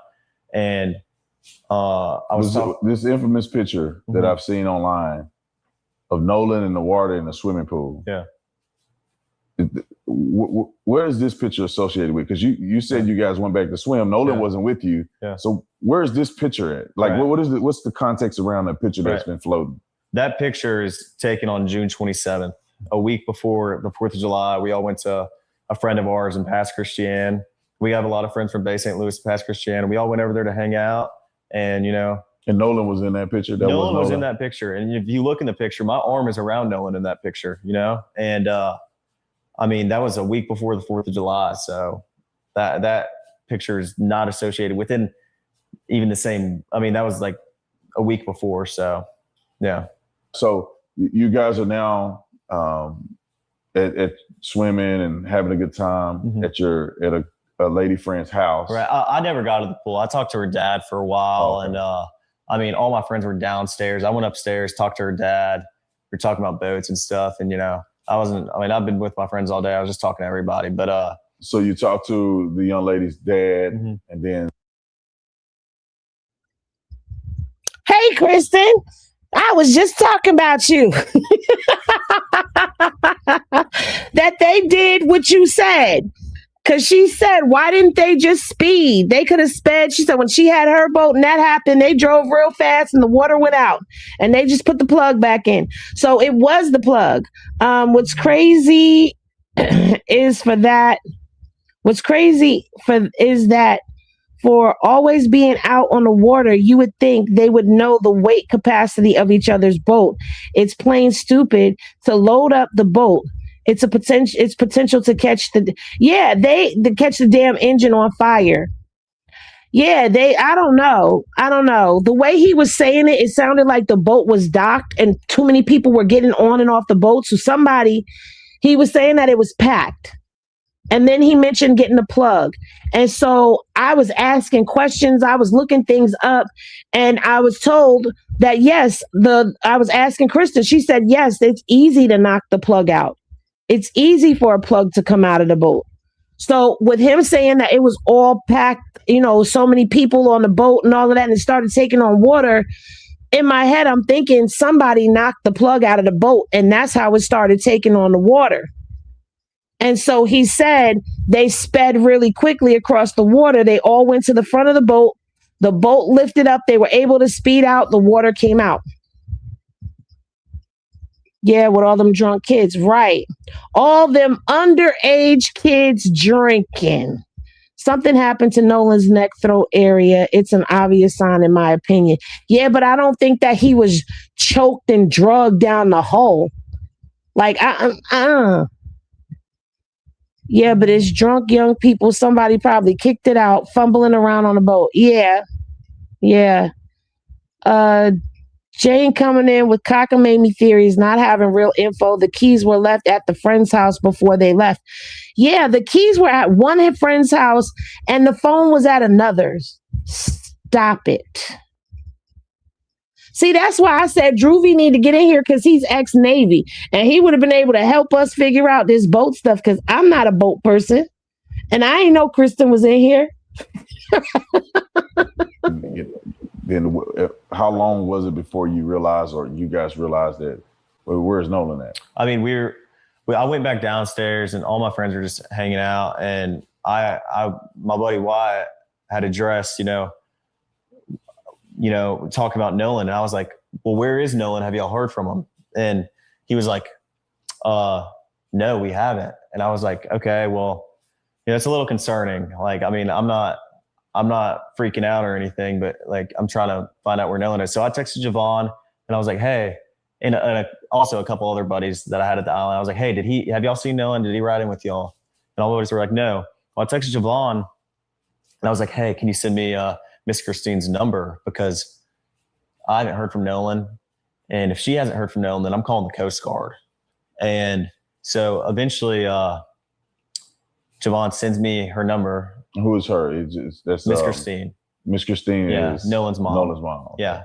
And I walked down to the dock because, I mean, there was a lot of people at Ava's. Not a lot, but, there was probably 15 of our friends there. And I was just like, walked down to the dock with a couple of my buddies. And I got on the phone. I called Miss Christine, called her the first time. She didn't answer. I called her a second time. And I got on the phone with her. And I asked her if she had heard from Nolan. She said no.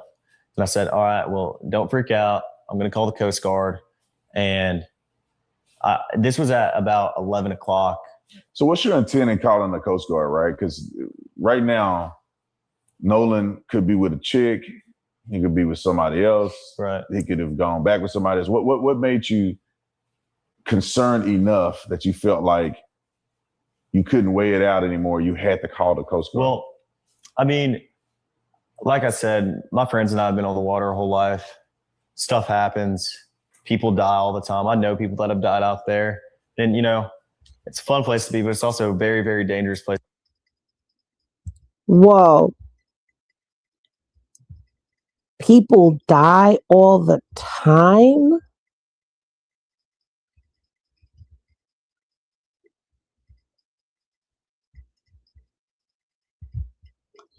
That was very harsh.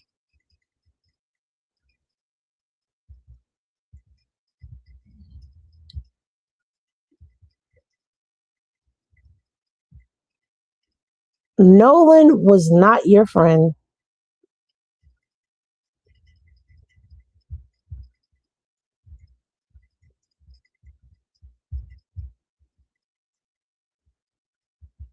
Enough that you felt like you couldn't weigh it out anymore. You had to call the Coast Guard. Well, I mean, like I said, my friends and I have been on the water our whole life.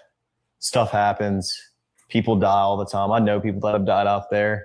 And, it's a fun place to be, but it's also a very, very dangerous place to be if you're not handling it right. And Nolan, so I hadn't heard from him. And obviously, I'm thinking I'd way rather be safe than sorry. I mean, I would rather call the Coast Guard 100 times and lose my mind over it, and my buddy be okay, than, not, and me not know where he is and him not be okay. And so I called the Coast Guard and I talked to them on the phone for like 20 minutes, gave them a description, what Nolan was wearing, the last place we were at, the last time I saw him, who were we with, what boat we were on, the conditions of the water, just a summary. And I called Miss Christine back after, and I talked to her, and I said I got in contact with the Coast Guard. I'm not sure who she called or what she did, but I think she said she was going to make a couple phone calls to either DMR or Jackson County Sheriff's Office. And I was thinking worst case scenario. Like, I would way rather be safe than sorry about this, Yeah. So you called. So it seems like you called mom immediately. Right. Probably the first phone call that she got from anybody. That's the first phone call, like at least I made. And I would assume that's the first phone call she got from anybody, because Javon hadn't called her. And, there's nothing wrong with that, but Javon hadn't called her. And, I was just worried about my friend. Stuff happens out there, boat problems. It could be anything. But, there's a lot of stuff that happens out there. And I was just worried about my friend. And so you guys made that call, nothing that night. And I'm assuming you wake up the next day, and then what happens? I wake up the next day at about 7:30, and my dad had texted me, because obviously Nolan's photo was all over Facebook, and I just saw it everywhere, and I was freaked out, because I was like, oh my gosh, like that.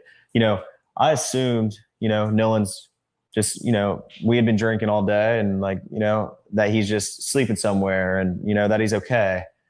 But I didn't want to believe that if we didn't know for sure. So, next day I woke up, and my stepdad walked to my room, and he said, hey, like, have they heard anything about Nolan? Like, what's going on? Cause I hadn't spoke to him. And he was like, I was like, yeah, no, like, I don't know. I had just gotten up, and he was like, all right, well, we're going and getting on the boat and looking for him. And I was like, okay, yeah. So I got my buddy Ricky, I got my buddy Brooks, and I got my buddy Jax. My mom came on the boat with my stepdad and I, and we all went out there and looked. When I got out there was dozens of DMR boats, helicopters, planes flying over Horn Island. And this wasn't just Horn Island. There was also Ship Island they were looking at, I'm sure, and Chandelier Island, Petty Boy. It wasn't just Horn Island specifically, but where I was at Horn, there were boats everywhere, and not just like random boats, but like, marine resource boats and, cops and, the whole nine. Like, it wasn't. Why didn't anybody say Warren went out there to go look?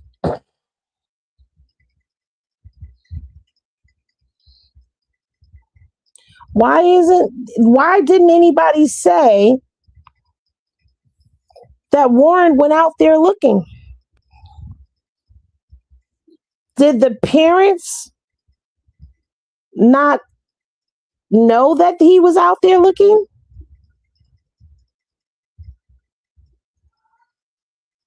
I'm just curious.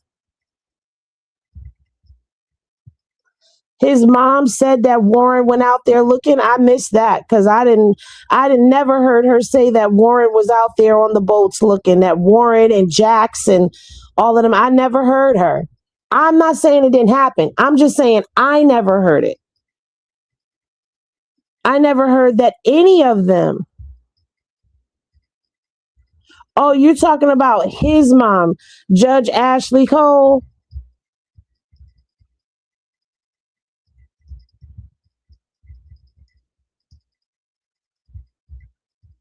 Keys? Because I didn't, but still, does Nolan's mom know that they were out there looking?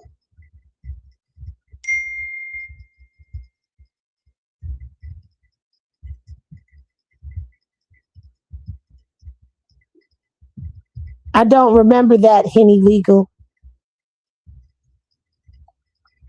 She said in that message, no, his real mom. Oh, yeah. The real mom did do the math. Okay. They haven't said, I missed it. So his real mom said that in the text messages. It's a lot we haven't been seeing. It's the first time I'm hearing a lot of this. the false narratives more than what happened.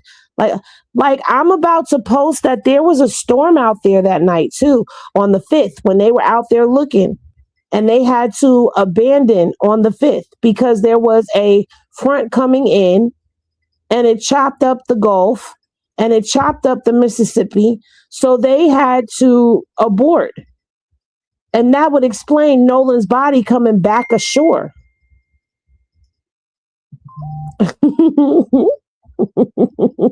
Like there was just a couple boats looking for Nolan. There was planes and helicopters and, you know, everybody. So.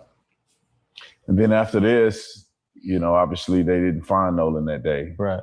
And so what was your reaction like when you heard the news, or how did you hear the news that they found Nolan's body? Well, the next day, well, it got to be about 1 o'clock on July 5th. And I was like, my mind started to turn. I was like, man, you know, if he's not awake yet, like, where is he? Like, you know, like I got very, very worried. And,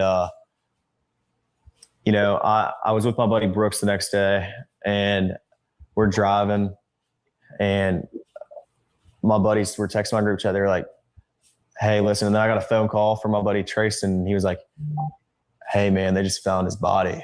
And I was like, I wanted to have hope, but it was really, really hard to have hope when they haven't found your buddy in the last 2 days. And, but there's still a little bit of hope there, you know, like maybe, you know, he's not gone, and maybe, you know, he's okay. But my reaction was just, I was with my buddy Brooks, and I broke down. I mean, I haven't experienced death a lot, but especially with someone I'm as close with as Nolan. And I mean, I broke down, and I sat there on my buddy Brooks' shoulder, and I cried, and I was upset. I made a couple phone calls to my buddies and checked up on my buddies, because, you know, I care about my buddies too. I mean, like, we're all experienced this. Like, we all realized at the same time. We all heard the news at the same time. Like, you know, he's gone. And so it was really, really hard on me. I mean, I've never experienced something like this, and it was traumatic. I mean, I could tell you where and when I was there, when I got that phone call, you know, where I was. And I just remember, like, it was insane. Like, I can't even put into words how upset I was, you know, and how upset my friends were. So. And then comes the stories and the backlash and the craziness. I mean, you guys are now hearing that you're responsible for it. You did it. You killed Nolan. So what was the next step? Did you guys ever engage with police, or? Yeah. So the first time I talked to the police was July 7th. Let me say this. I don't see any emotion in him. He's very nonchalant. But if it's to say that, then it's to look at Javon as well. Javon has given 2 interviews, and we didn't see him cry either.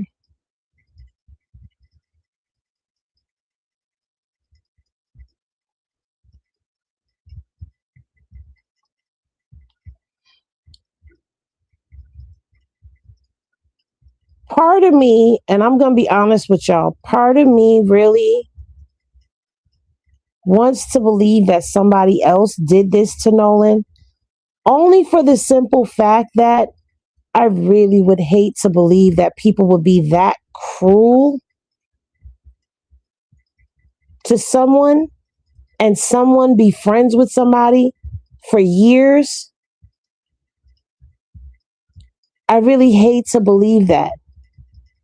But the reality of the situation is, you have people that say they love you today, but will kill you by tonight all the time. I really don't want to believe that someone, when described, no one has had anything negative to say about Nolan at all. I really would hate to feel like a person who seemed to be that good of a person, that kind of a person, the type of person that seemed to generate positivity out of somebody would meet that cruel of an end. That's the humane side of me.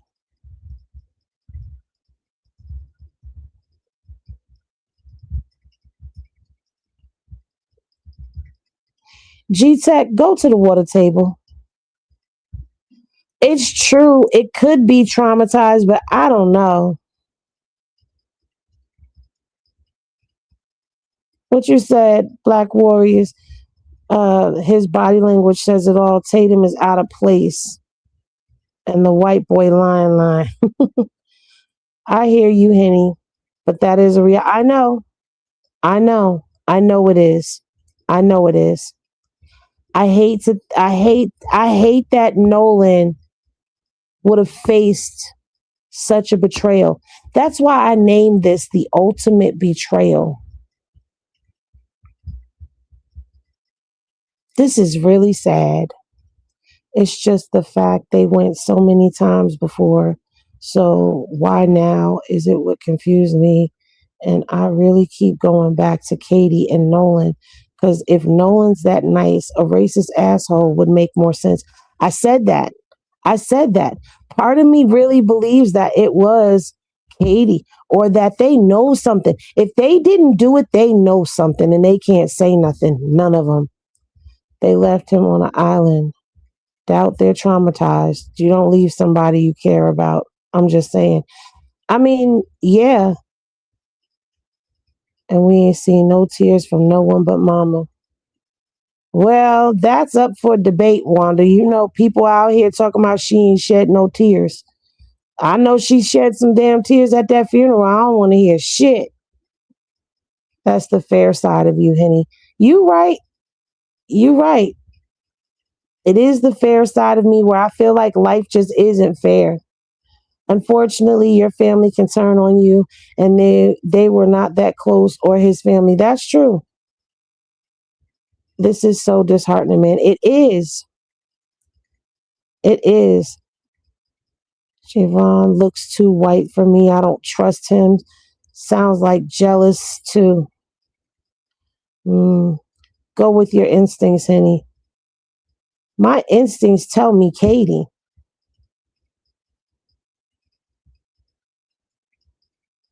I don't know. Well, I don't know if it's my instincts, but I just keep going back to Katie. Every time I go down the road with them, I go right back to Katie. And I'm not kidding you. Every time I go down this row and I go through these list of suspects, I go back to Katie. I just, like, Katie is the last person to see him alive. I don't know why I feel that, but I do.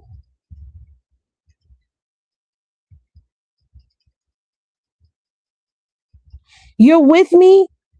Okay, so I'm not by myself in thinking that.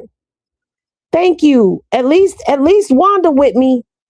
I just really keep going back to Katie.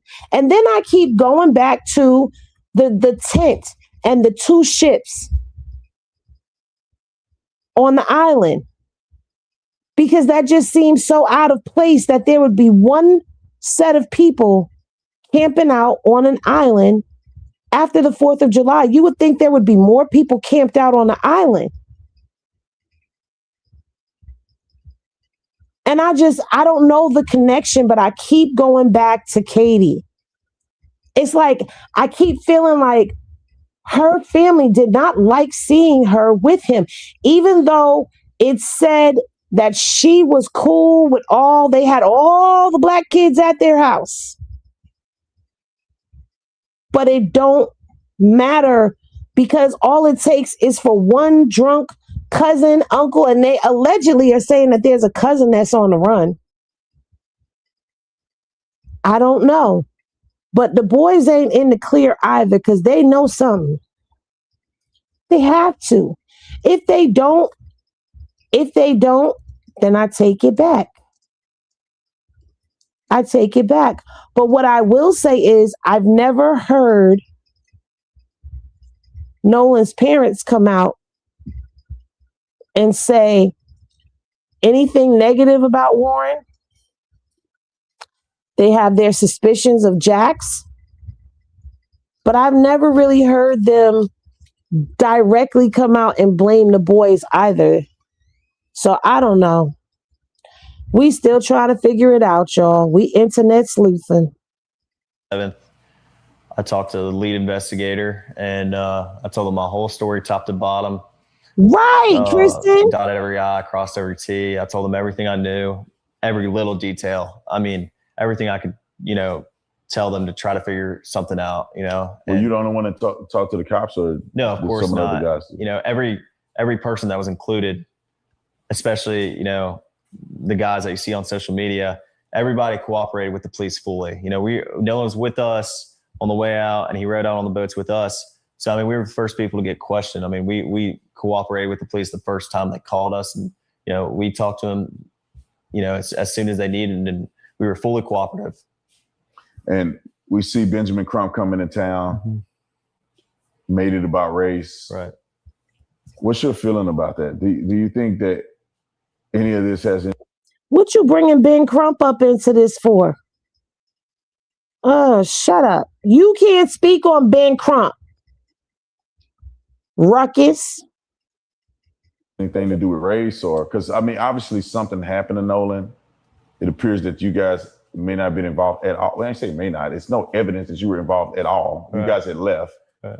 But do you think that there's a racial component to any of this? Of course not. I mean, I think if Nolan ever felt the most little bit uncomfortable around us, which we never gave him a reason to, but if he did, he wouldn't hang out around us. But if you go look on, like my friends have had Nolan posted all over our social medias, since freshman year in high school. Like, if Nolan ever felt uncomfortable with us, why would he be hanging out with us all the time? I mean, every day we're back from college, we hang out and we're around each other all the time. So absolutely not. I would never look at Nolan any other way than I would any of my other friends. I mean, he was like a brother to me. You guys had been interviewed by law enforcement. Mm-hmm. All of you guys have given statements. But then I think that there's a part associated with this that's being rumored out in the public, and that is the situation with the cell phone, potential deletion of messages. When did that occur, and what happened there?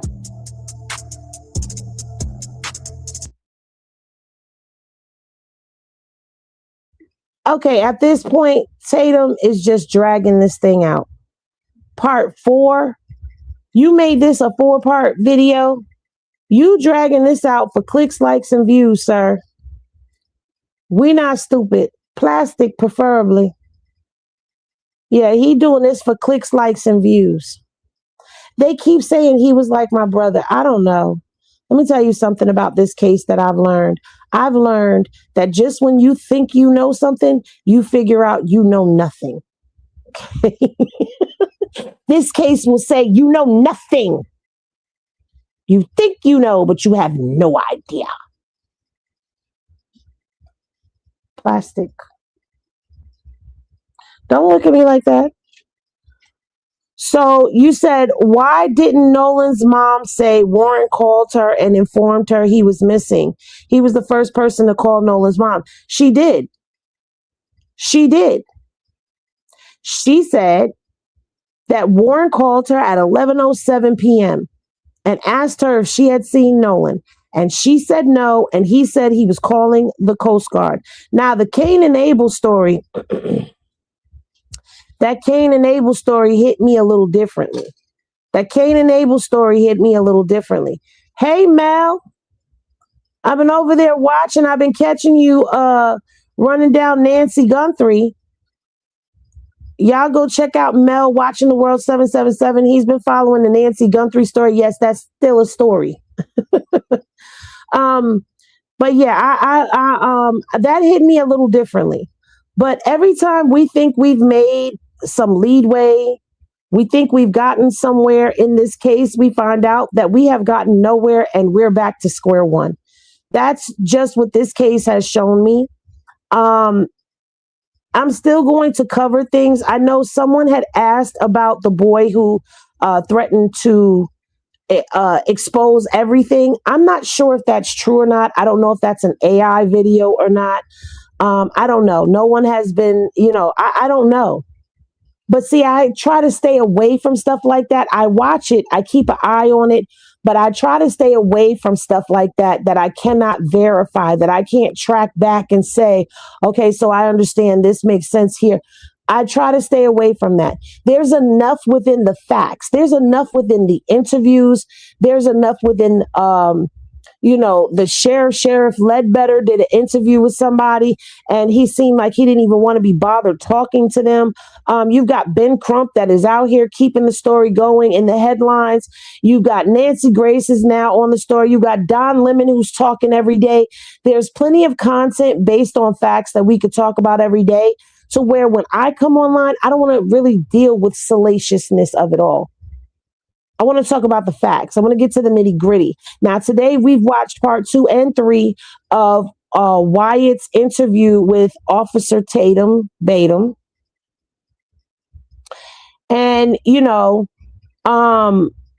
I want to continue to critically think on this. I'm not concerned with solving the case. What I'm concerned with is finding out who did what to Nolan and why. And seeing Christine Wansley and Elmore get justice for their son's death. Whatever that looks like.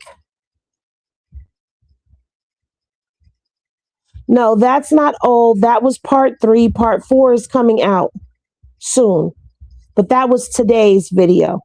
I played part 2 and that was part 3. Part 3 had just come out like 2 hours ago. And we was on it. But anyway, I want to say thank you to everybody who tapped in and tuned in. The reason I titled this The Ultimate Betrayal is because there is so much going on here, right? You have the friends with this story that left him for whatever reason. They left him, okay? You've got the Mississippi Sheriff's Department that is not seeming to cooperate. Christine has said that they have not heard from the local law enforcement. That is a betrayal. You have the whole neck structure that was not forwarded to the second pathologist so that the second pathologist can examine it as well for the independent autopsy. You have information that the medical examiner is keeping from the public. For whatever reason, that feels like a betrayal as well. And we, as the people who are trying to help the family find justice, we're being betrayed every day when there's another story that comes out that does not lead us to anywhere but a dead end. So at the end of the day, when the day comes to the end, that's what this case gets down to, is the ultimate betrayals on so many levels that are happening in this case. But in the meantime and in between time, I hope you guys vibe high so that the bullshit does not stick. Thank you for tapping in and tuning in. I appreciate all of y'all. If you have not already, lean on the like and be sure you sub up to the channel. And I'll see y'all in the next one. Thanks, everybody.